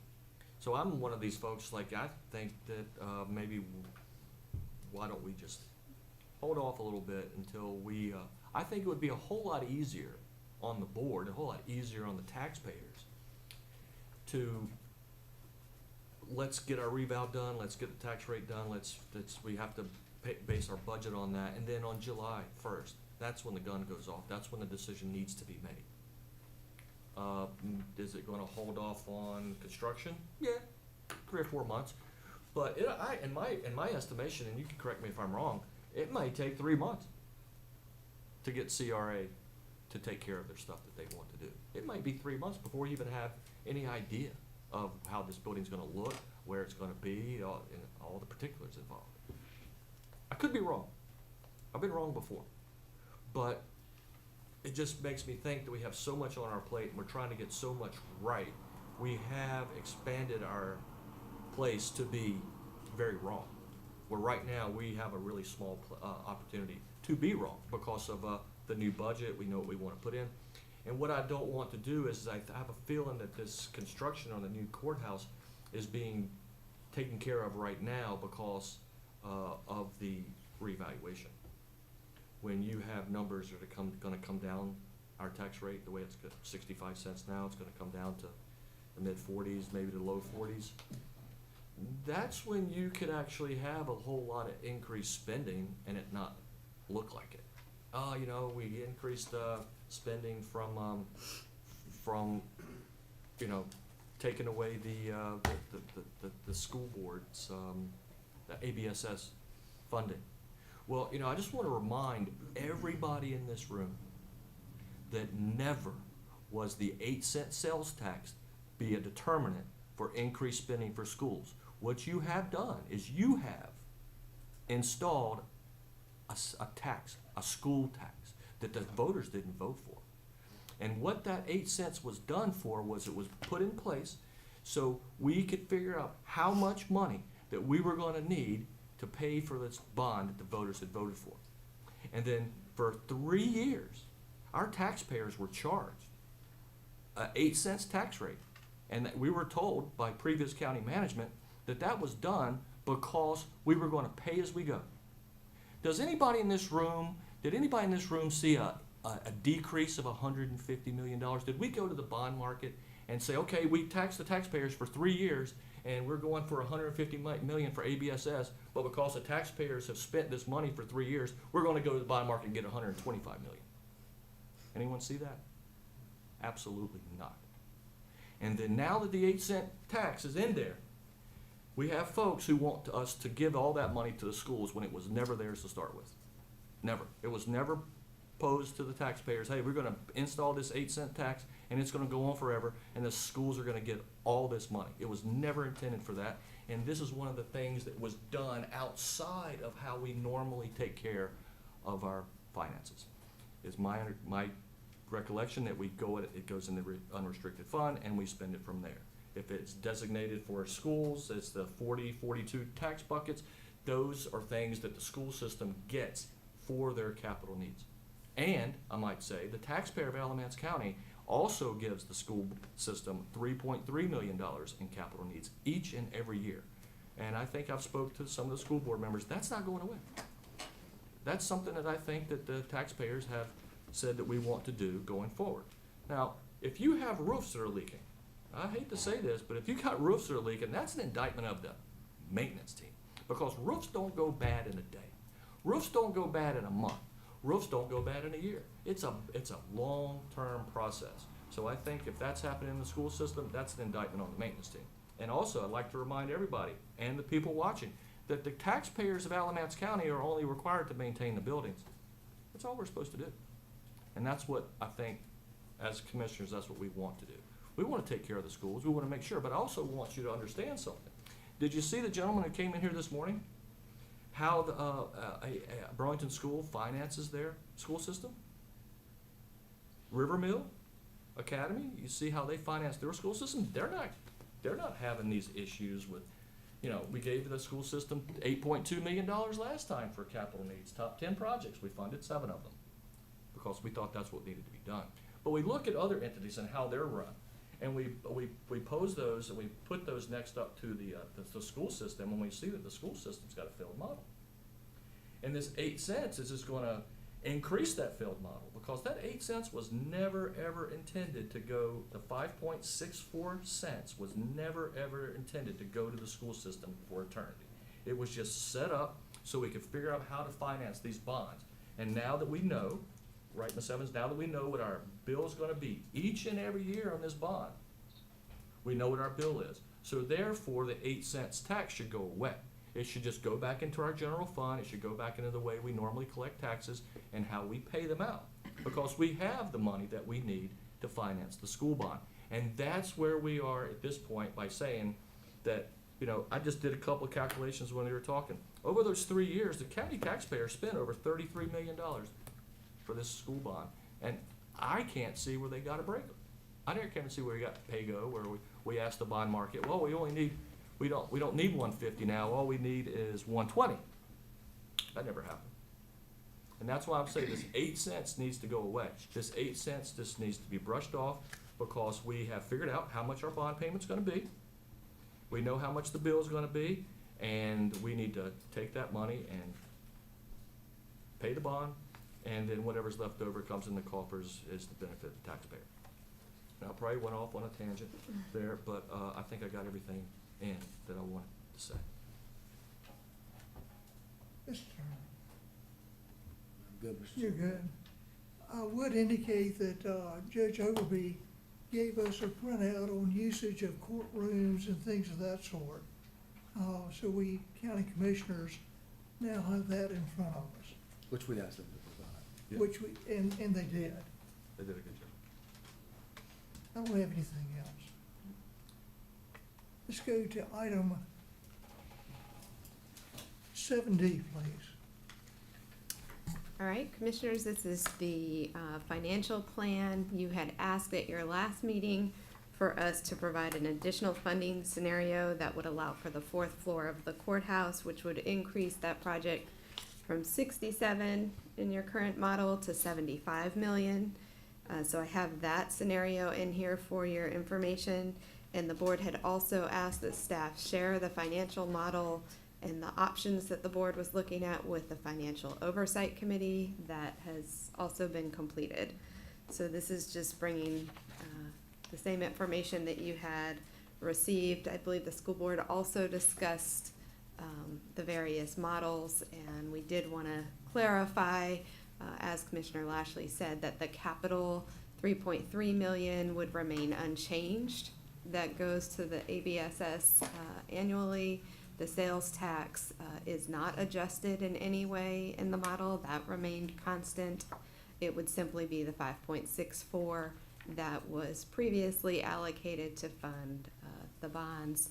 We needed to update the model with the new value of the penny. The interest rate that was used on the bonds was estimated at 5%. We know that that came in much, much lower. So we're just updating the model to reflect the current trends. Well, and I think that's important to note. I mean, there may be some confusion in the community about what exactly it is that we're considering. We're not talking about taking money out of the ABSS's capital reserve fund.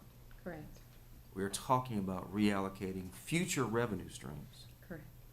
that were designed years ago on some assumptions, some of which have changed. That is correct. You mentioned sales tax. One of the assumptions, as I understand, in the capital funding model for ABSS is that sales tax would come in at 8 million. Is that right? That's right. The baseline was set up for an $8 million understanding that money from sales tax into the ABSS fund would be $8 million. Yes. The first year it came in around 9. Second year around 10.5. It's projected this year to be around 11.3 Correct. projections. So that's money that's going into that fund. I mean, this year around $3 million over what's in the model, That's which means it's just indicating that in addition to the value of the penny growing, in addition to the fact that the interest rates that we're spending on that money is lower than what was initially projected. yes. It means that the fund is growing higher at a quicker rate than it was planned to grow. Correct. And we can have a discussion about the policy around how much should stay in ABSS's fund. We can have that conversation, and maybe it's all of it. Maybe it's none of it. Maybe it's something in between, and that's, I think, what we're talking about, the technical review committee process, the oversight committee process. There is a number that three people can come to terms with on what that number should be. And it's important to have that discussion. And some people might say all of the money needs to go in there, but I think it's growing quicker than it was designed to do. Mm-hmm. And now I think we need to look at what's an appropriate amount to continue to do the high priority items that this ABSS needs. I'm for that. I've always been for that. We funded, $8 million in additional projects that's funded and when they don't have a contract to get done. So, I mean, there are projects in line that are waiting to get done. Those should fix those roofs. If there are additional high priority items, come talk to us, ask for the money. Because as I understand it, there's even if we did do some reallocations, there's still money in capital reserve fund at the end of this year that could be used to fund additional projects. So that's a conversation we need to have, but we need to have a conversation about the actual facts. We need to know what the actual numbers are going to grow to if we change the allocation, and what they want. And I encourage and welcome that conversation as we get more information about this project. Yes. Ms. Thompson? Chairman, I done said stuff. Steve just chimed in. Mr. Carter? thank you, Mr. Chairman. I just, one of the points I think I want to reiterate something that I think Craig just said.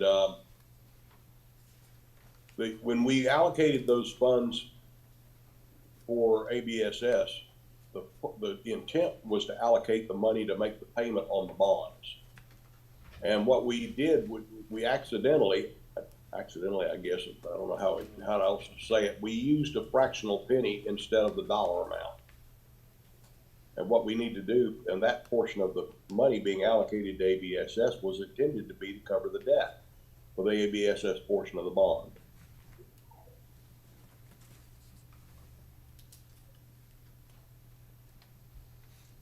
It's grown. Ms. Thompson, any comments? Mr. Langstrom? I'd just like to just reiterate, you know, the difference between the funding of the schools. You know, the taxpayers, like I said, we're just supposed to maintain the schools.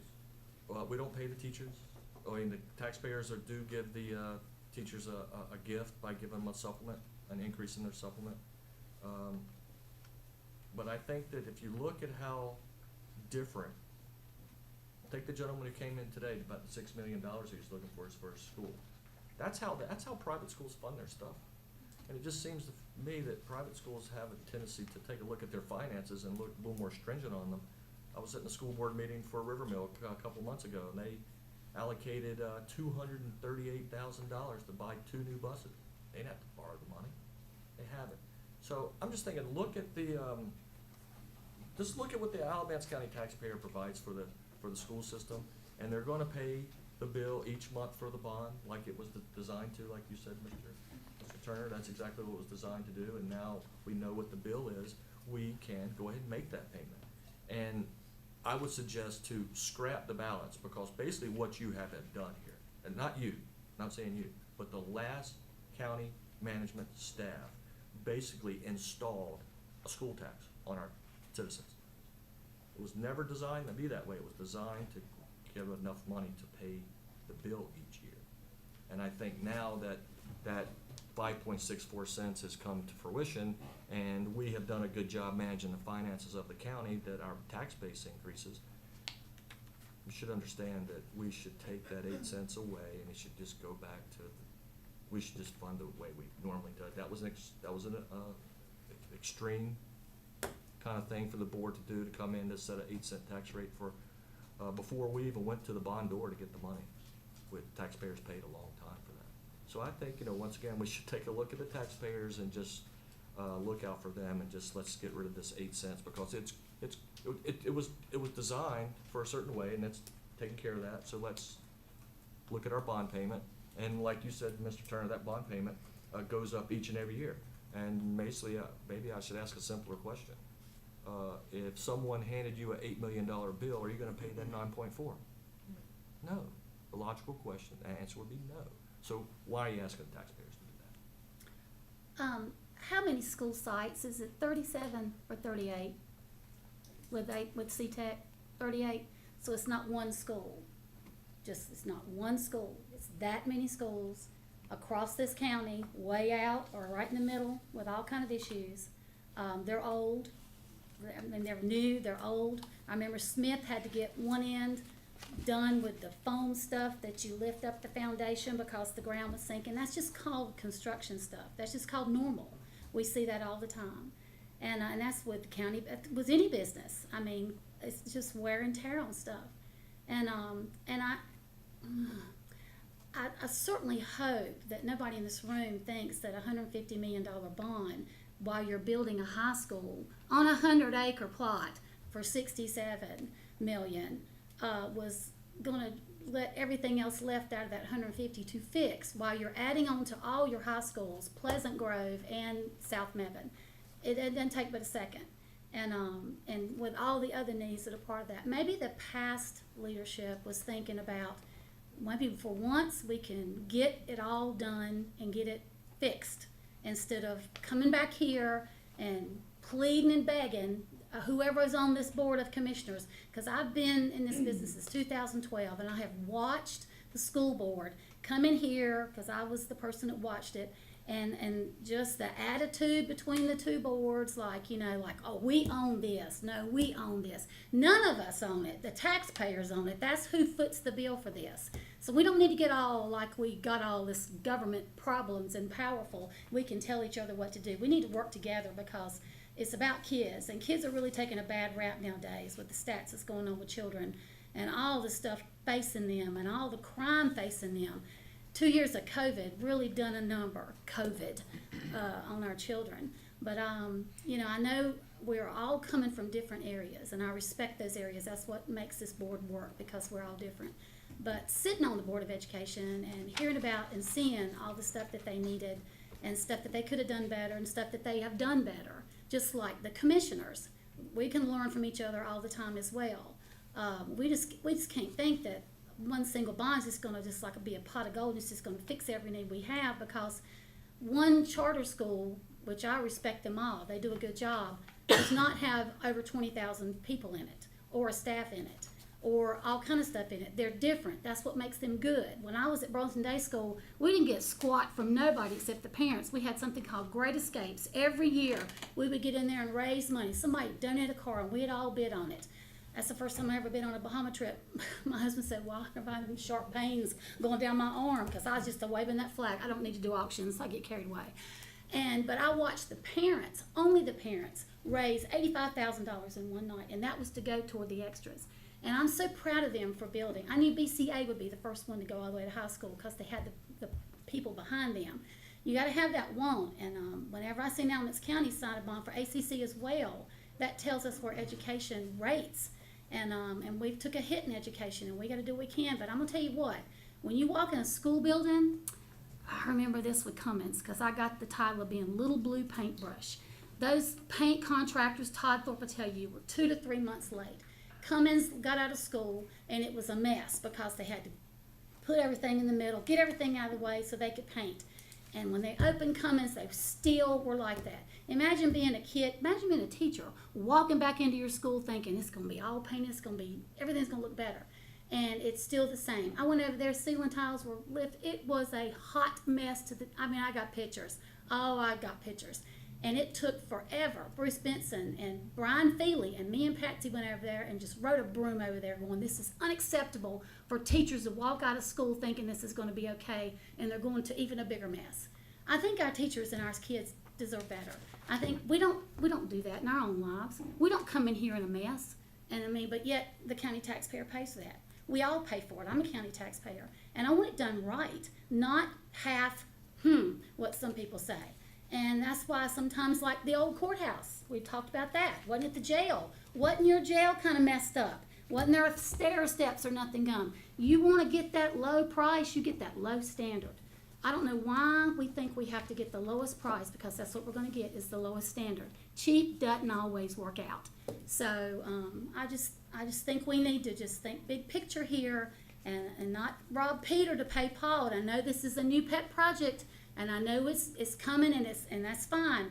But all of a sudden you got this, and well, we're done with you. Good luck. We're going to put it on something else.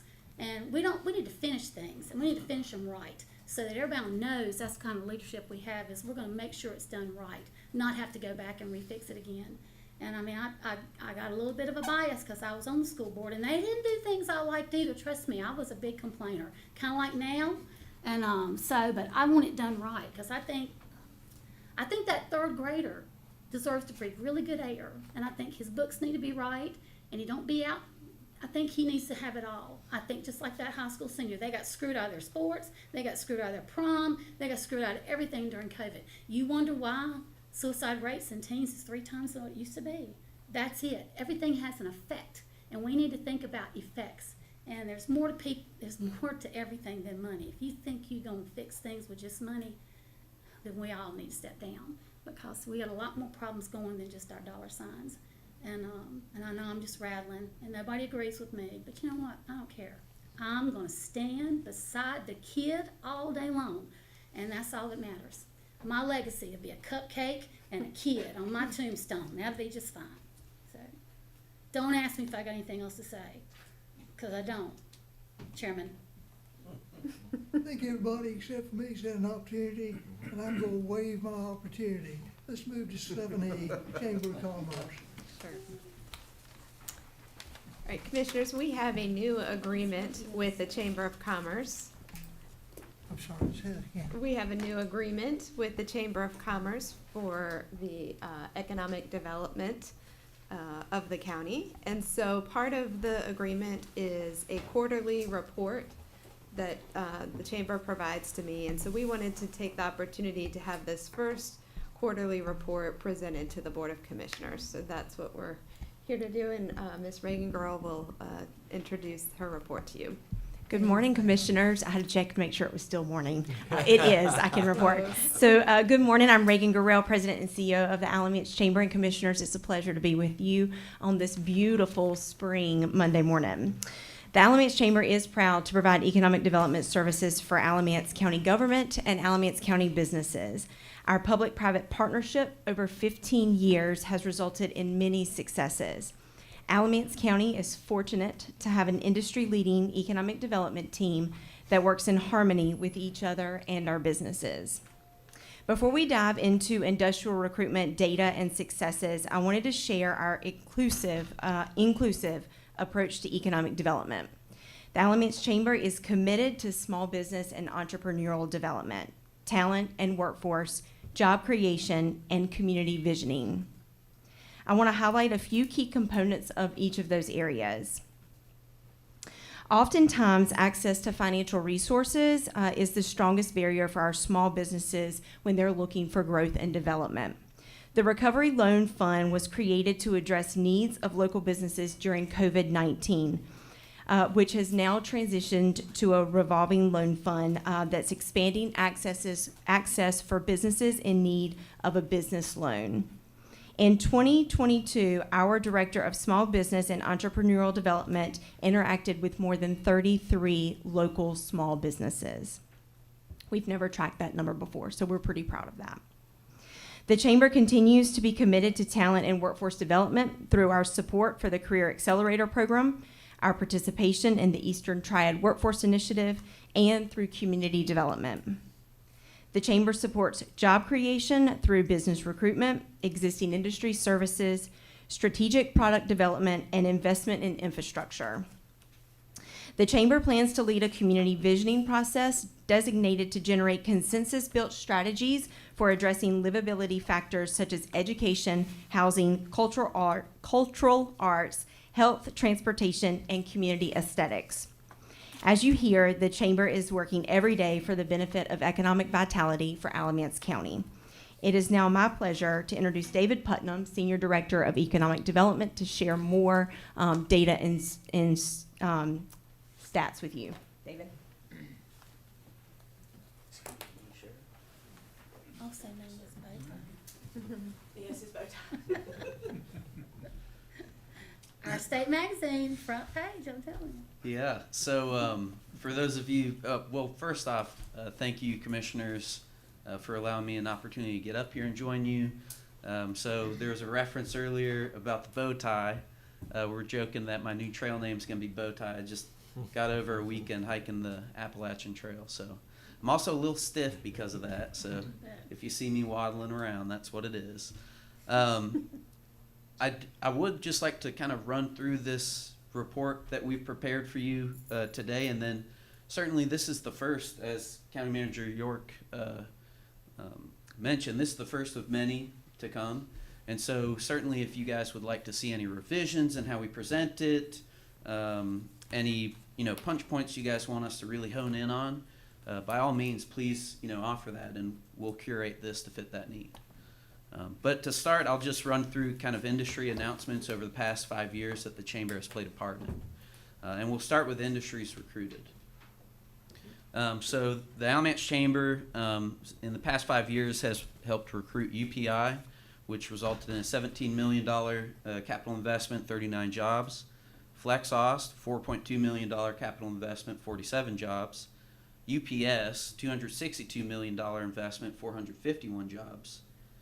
Chick-fil-A Supply Company, $52 million investment, 160 jobs.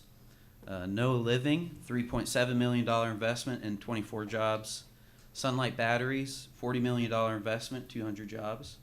Stereotech, $71 million investment and 50 jobs. Now we're starting to hit ones that you guys might be familiar with.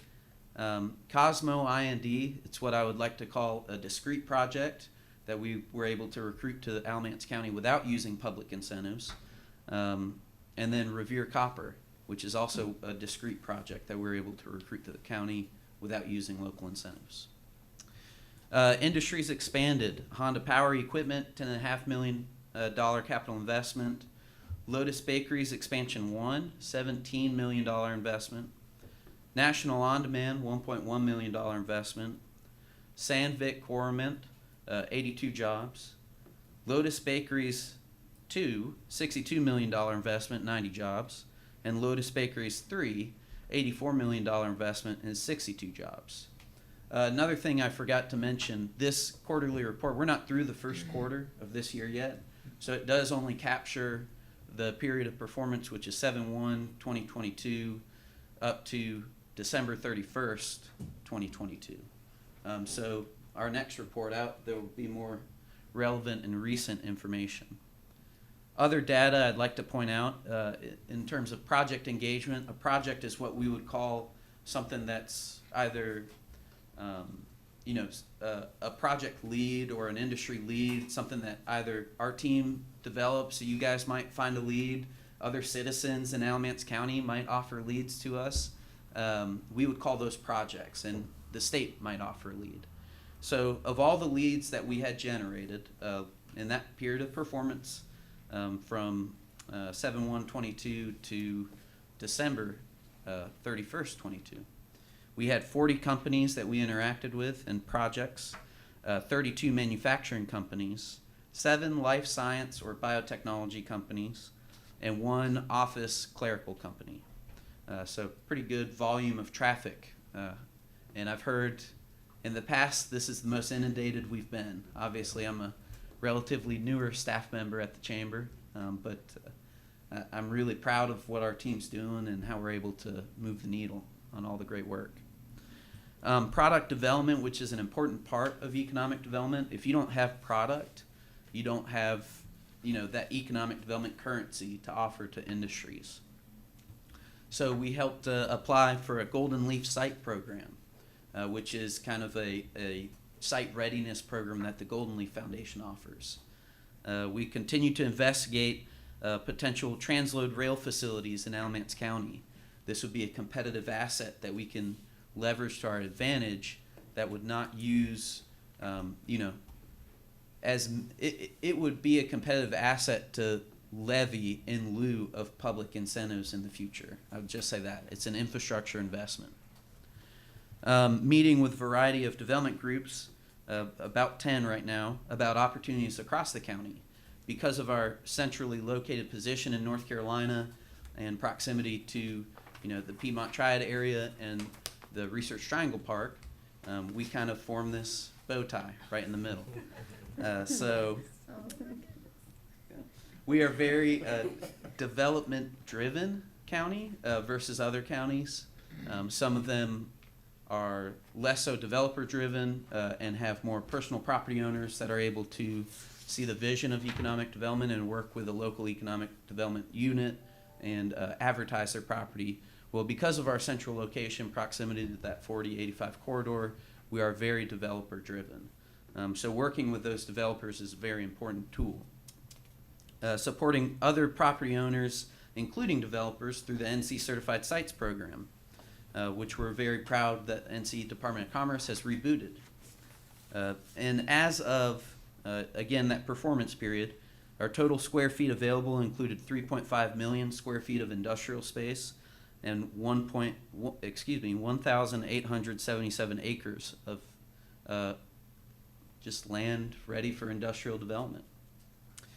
As far as marketing goes, we've developed the Alamance Chamber marketing flyer for eligible properties.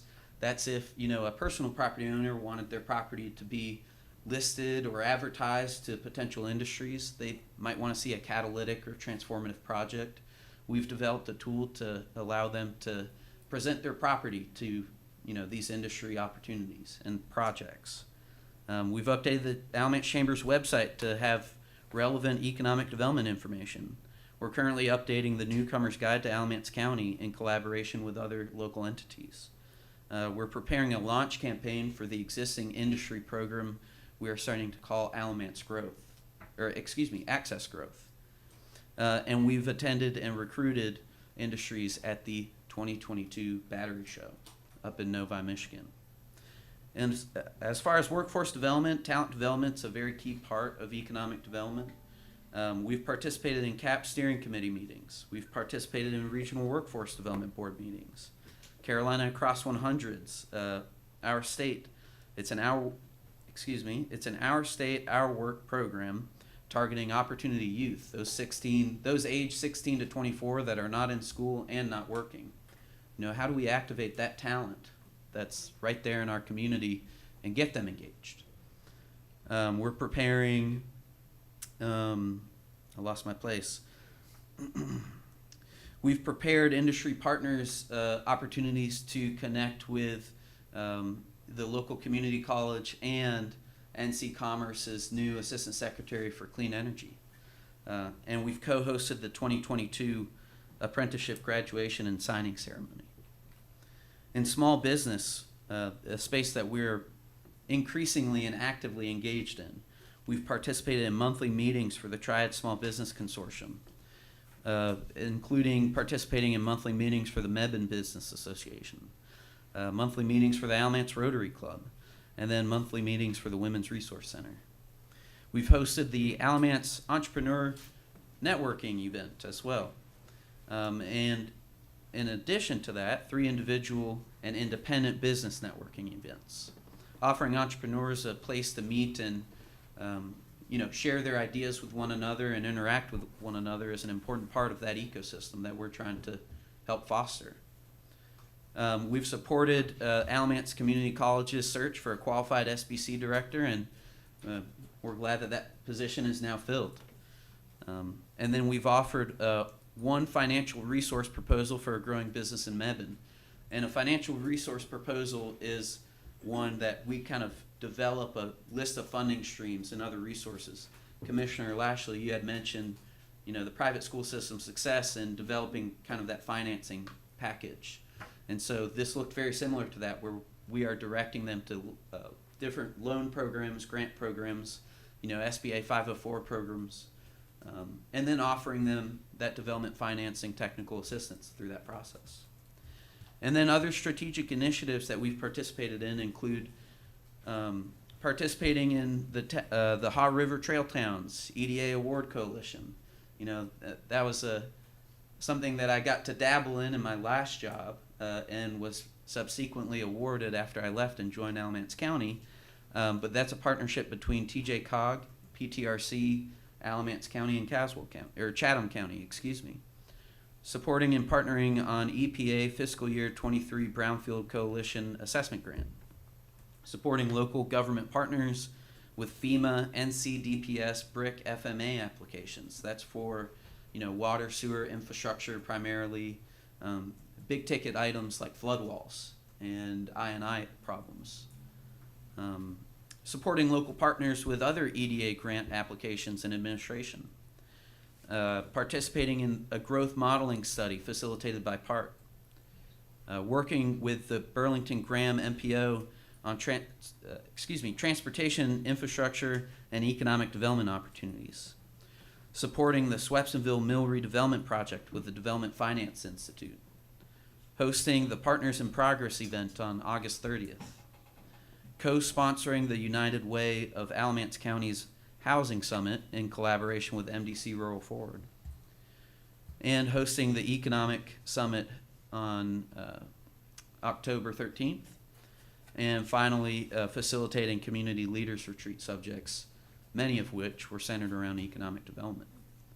So I know that was an exhaustive list, always open to feedback, suggestions on how we present this material next time.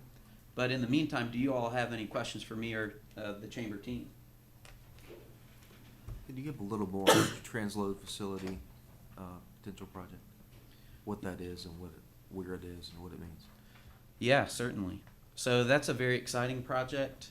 The transload project that we're currently working on takes place in the North Carolina Industrial Center, which is an industrial complex that Mebane participated in many years ago.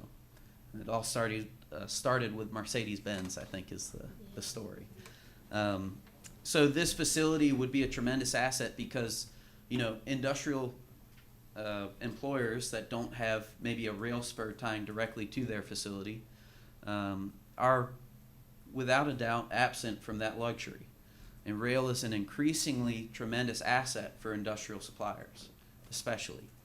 And so what this asset would do would be to unlock a action point or an access point for all the industries in Alamance County to take advantage of rail. So specifically, it's taking cargo from a train and putting it on a truck.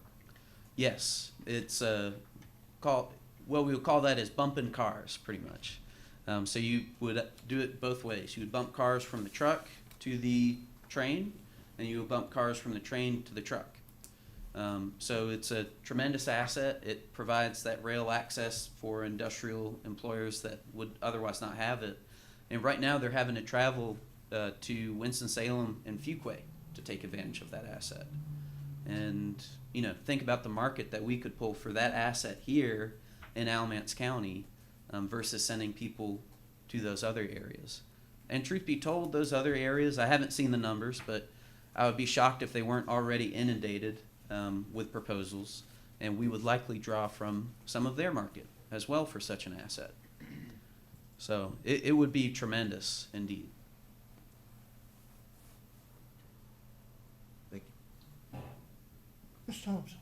Yeah, I just want to ask a question, David, because every time I see you, I mention the word Great Wolf Lodge. It's like I stalk you. I'm gonna wear those ears at the next meeting. But anyway, this is all wonderful because jobs mean money, mean poor and tax base. I mean, it's crucial. I mean, I see counties that are so rural, they have no interstates. It's just really tough for them. And you don't want to just keep beating up your taxpayer.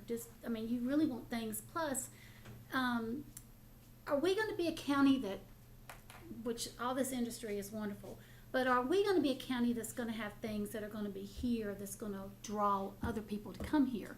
Like there is this great whitewater rafting, giant rock wall facility in Charlotte where the Olympics train. God.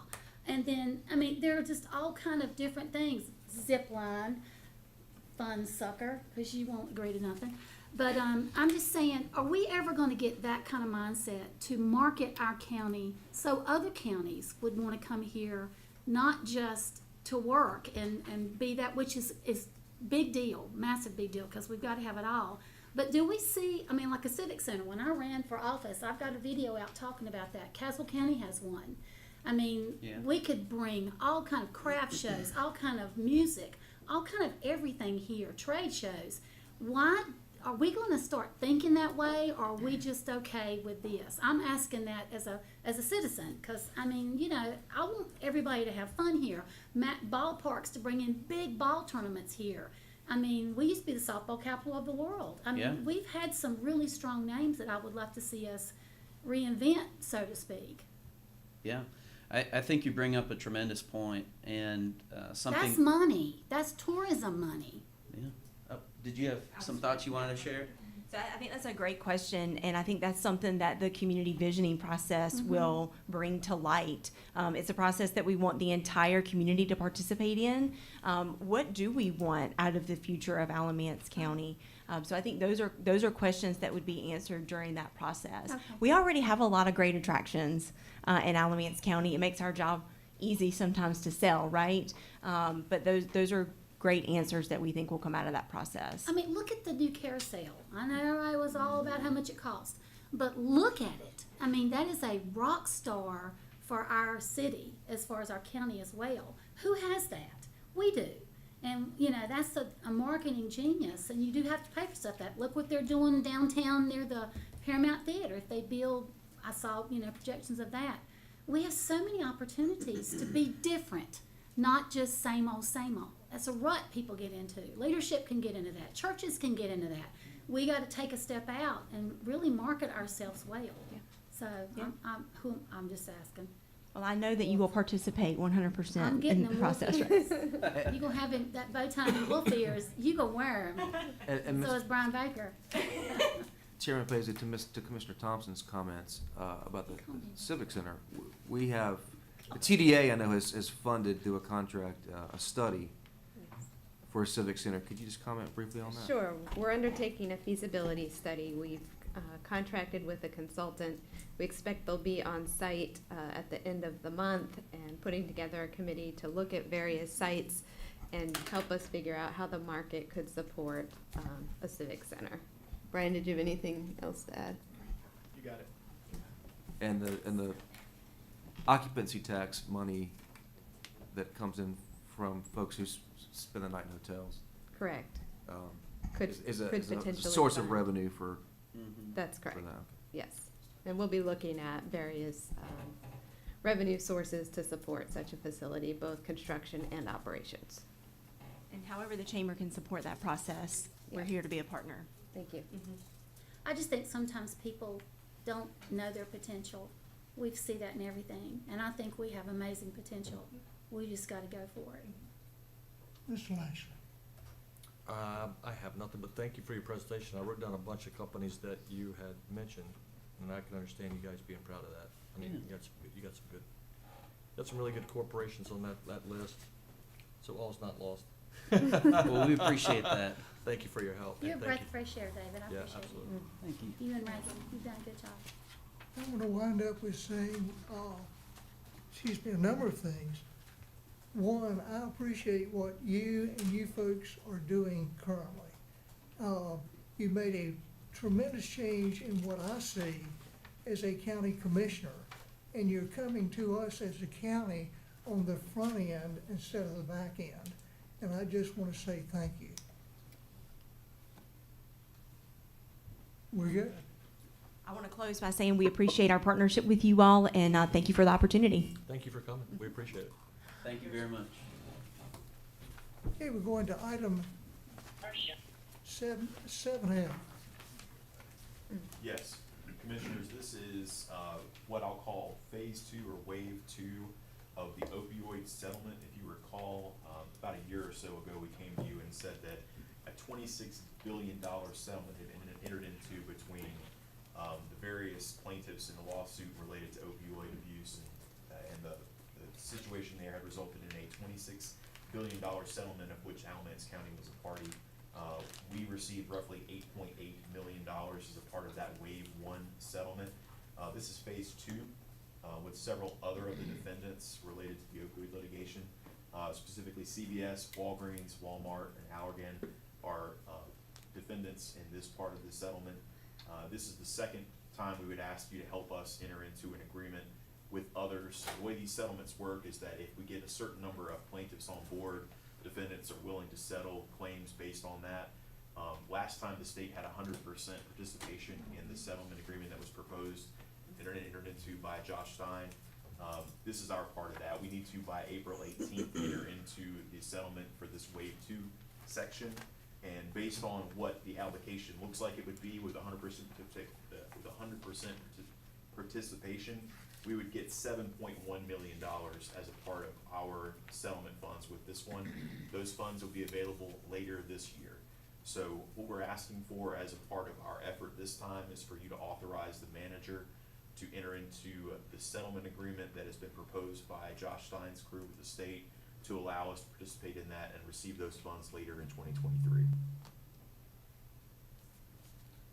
Mr. Turner. Can I go to somebody else? Yes. Thank you. Mr. Lashley. Rick, you said that total settlement's 8.8 billion, and our cut is 7.1. I just want to make sure 7.1 numbers. Just so I'm clear, so the Phase 1 part of the settlement was $8.87 million to Alamance County. The Phase 2 segment is $7.1 million for a total of roughly $15.98 million for Alamance County, assuming full participation by the other plaintiffs in the allegations. Okay. So, If everyone else settles, that's what we're likely to get based on the amount that's been negotiated. And Heidi, do we, is this money is not designated in any particular place? We've got it reserved in a special revenue fund, so it's separated. But It's not just going in. It's not restricted. It is very So I have to restricted. spend it on, Substance abuse, Right. it's actually very That's what I specific. thought. It would sort of seem like that would put some stipulation on it Yes. since we were just talking about the state and how like there's, like to have a heavy-handed approach on almost everything. Well, this is actually part of the negotiation. So the way it was negotiated is that the funds will be spent for certain things only. And so all the accountability measures that were in place for phase one are also been negotiated to be in place for phase two. So there's no change in terms of how we have to spend it. At least it's consistent. That makes it easier for us. But there are distinct stipulations that were part of the negotiation process. Well, it leads me to that next question. The reason I'd say is it, you know, is it restricted is, so is it possible that, we could use some of this money for our new diversion center? It is possible. We'll be bringing this back for further discussion once the rules stop moving. I need to correct my statement that it's for substance abuse. It's actually for opioid abuse. So it's even more specific than that.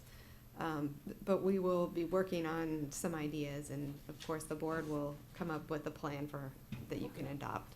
Is there any kind of strategic plan coming up with our health department or our county, our leadership of how to Yes. really spend this money instead of just put it in brick and mortar when it comes to the actual addict? Yes. Okay. Yes, and I think at your next meeting, we're planning to have the opioid survey that was done Yeah. presented. Okay. Mr. Carter. Steve probably went to lunch. Okay. No, I'm still here. I have no. Okay, do you have any comments? No, I think Bill hit some of the points I was thinking. I think this is, I know we can use some of this probably for the divergent center. I'm not sure if we can use all of it for that, but I think there's a lot of uses we need, a lot of needs we have in the county related to the opioid problem. So Yes. And you're right, it is limited, and if you read through the materials, that points that out. I'll make a resolution that we authorize the county manager execute all necessary documents to enter into the opioid settlement agreement and approval of the supplemental agreement for the additional funds. Second. Any further discussion? All in favor signify by saying aye. Aye. Any opposed? It's unanimous. Thank you. We're getting to the short race. We are. 7G, Yes. visual. Commissioners, I'm bringing back this proposed vehicle replacement policy that we continue to tweak and hone for you. We're trying to put together a policy that will help guide us in the budget so that we have some objective criteria and trying to get a handle on what the vehicle needs are. So we have updated this policy with some mileage thresholds, and I'm here to say I have yet another update. So I think when you saw it last time, we were saying that the sheriff, patrol, and pursuit vehicles, we wanted to consider replacing those at 90,000. The version in front of you says 100,000.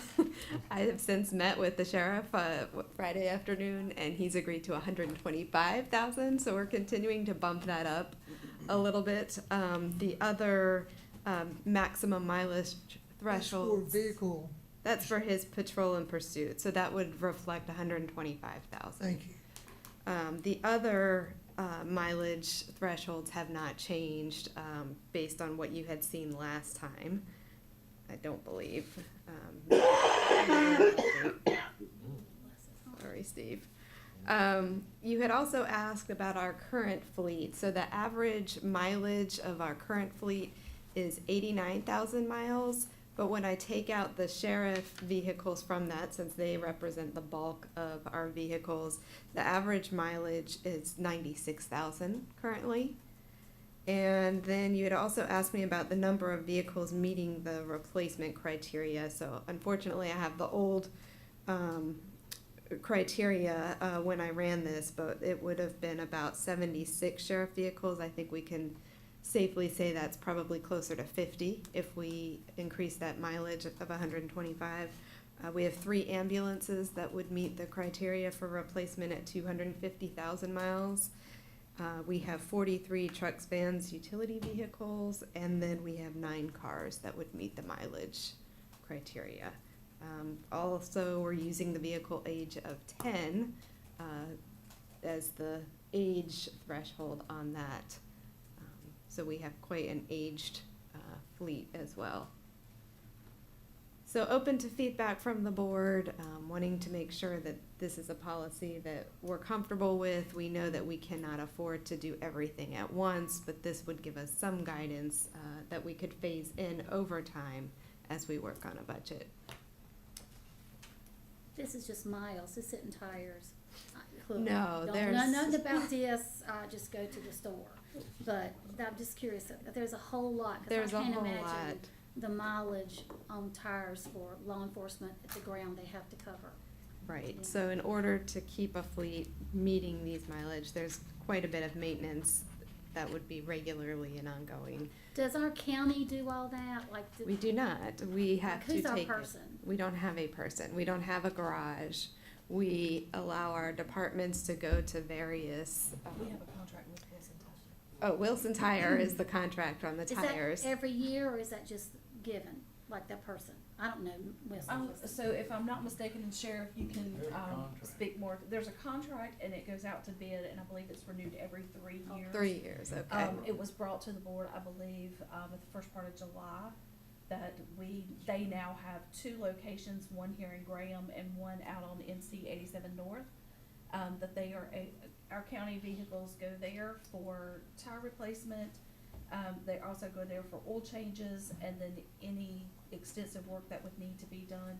The exception of that would be if our ambulances need to be serviced by the dealership themselves, for more extensive, replacements and more extensive maintenance and repairs. That big giant green submarine that I went to see down at EMS it's massive. It's Yeah. the new thing. Who works on that? So that is, those repairs are handled through Rescue themselves. Okay, So they would take care of the maintenance of that vehicle. okay. Any comments? Quick question, how many ambulances do we have? Do you know what our fleet 15? is, Sherry? 12, 15? I think it's 13. I can I think it's ask our director, 13. but I'm not Well, I certain. mean, just generally, that's a rough number. I mean, it Rough seems number that of 13. that the real expense here in this policy is the replacement of ambulances. Ambulances are expensive. They're about an 18-month lead, Right. so it's difficult to budget for those in a fiscal year Right. if you don't get them. And if we are building a satellite station Right. at some point, we would also need ambulances for that. I just wonder if you only have 12 to 13 ambulances, if it might make sense that you can, I think you can probably just treat those as on an individual basis based on the individual truck. Like, if you've got 50 cars, it makes sense to have a policy. If you've got 15, you can, well, this one, you know, the steering sticks a little bit. This one, I got a problem with the starter. You can have some Sure. specific knowledge about individual trucks, and that it might make sense not to have that as part of the policy, but to treat them individually and customize your treatment of those ambulances, especially in light of the cost of them. So, I mean, I think that's a point I want to think about. Potentially removing ambulances Removing from the ambulances policy. from the policy. But To the board. But looking at them individually and having a plan for them separately. Right, I think this Not a is- rote policy, but an individual customized treatment of individual ambulances as part Sure. of your evaluation every year of what the needs are. Sure. One thing I would offer here, I have a little bit of experience with this, but there is a way to remove the box from the ambulance and put the box Right. on a different chassis and thereby extend the life of the ambulance, at least a lot of the critical Right. medical parts somewhat. So if that's something we've done or would consider We do. doing, that would be We do a that, possibility yes. as well. Okay. Any other comments? I think the only thing I wanted to say is there a mixture of age and mileage? Yes, there is. I mean, is there like, both. I guess, okay, good. So I Yes. guess if you got to one, you would probably check out the second. So we're looking at the age, the mileage, and then whether there are any other repair needs or condition of the vehicle. There are also sometimes repairs needed that are so expensive it would Yeah. behoove us to just replace. So we look at all three of those in making a determination. Okay, good, thank you. Mhm. You really don't need a vote on this, is my understanding. Only if the board wants to adopt the policy. If they don't, then it would be an internal policy that we could use as well. So either way works for us. Do we have a motion? Just getting some feedback. If you really think you need one. Is that what know, Craig that's was what I was talking about? To remove- Individual as need for ambulances, is that gonna be the policy, or we just, That is up to the board. okay? Happy to do it either way.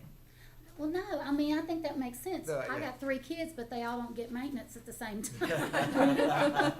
I mean, one breaks and the other 2 are just fine. I mean, it's like, what he's talking about. Boy, mother of the year right here. But you understand that? I do. Okay, thank you. I'm trying to help you, Well, Connor. I'll make a motion that we accept the policy as amended this morning with the exception of the ambulances. The 125 number is what you. 250,000 is the Oh, I was talking about mileage. sheriff's cars, 125 is. Yeah. Oh, correct, yeah. I'll second that motion. Any further discussion? All in favor signify by saying aye. Aye. Any opposed? Unanimous. Thank you. Thank you. County manager. Got one little informational item I wanted to let the board know. We had heard from a citizen about the difficulty sometimes being able to access the meetings and make public comment, and the clerk has let me know that with our new software, we would be able to accept electronic public comment.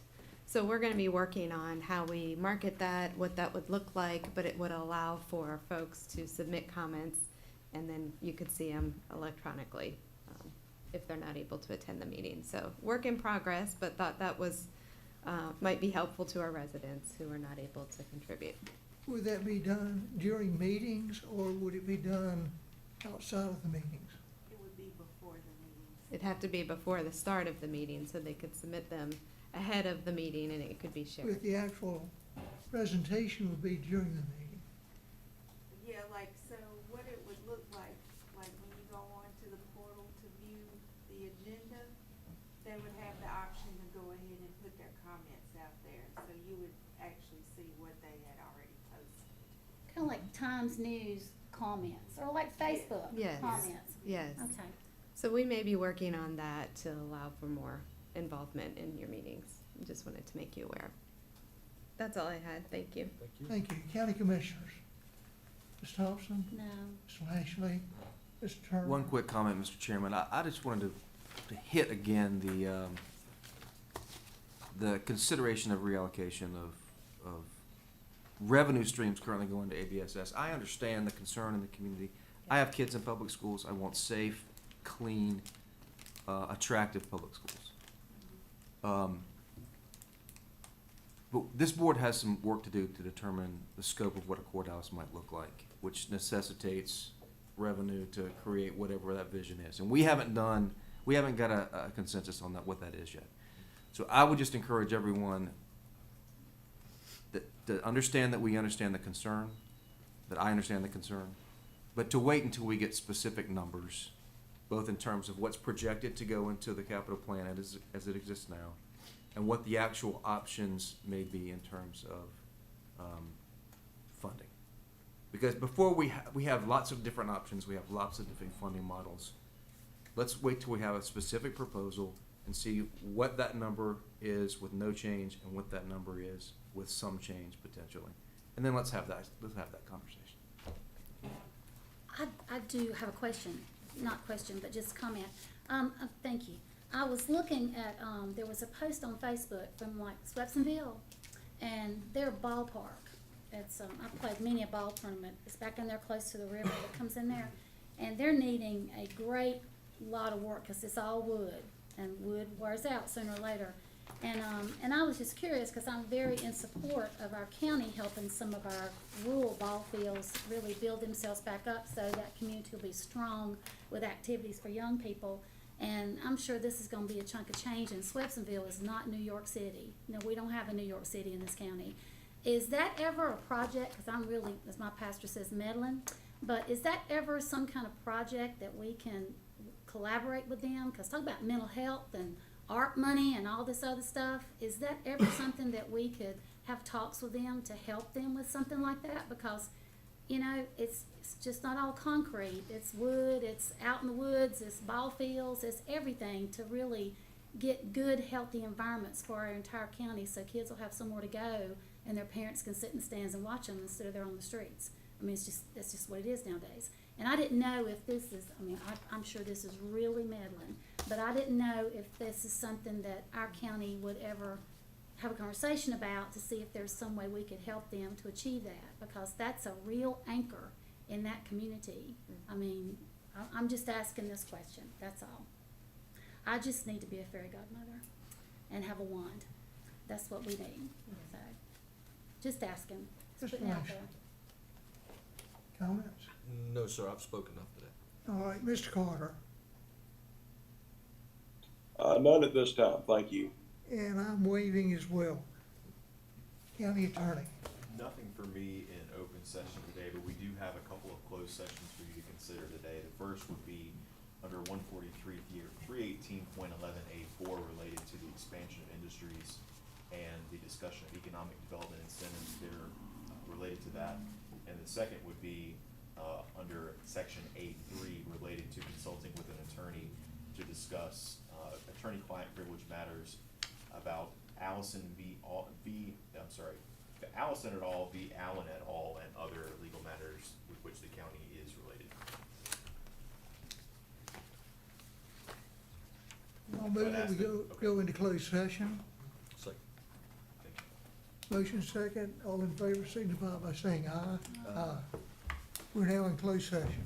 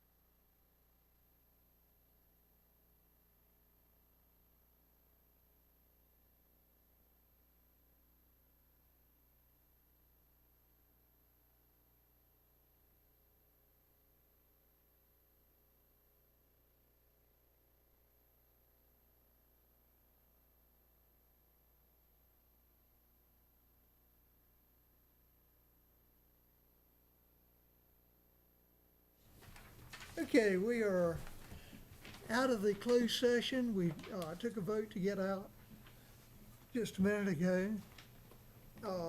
Is there anything else for this board? Is there a motion to adjourn? So moved. Second. Motion second, all in favor signify by saying aye. Aye. Thank you. Thank you. Good afternoon.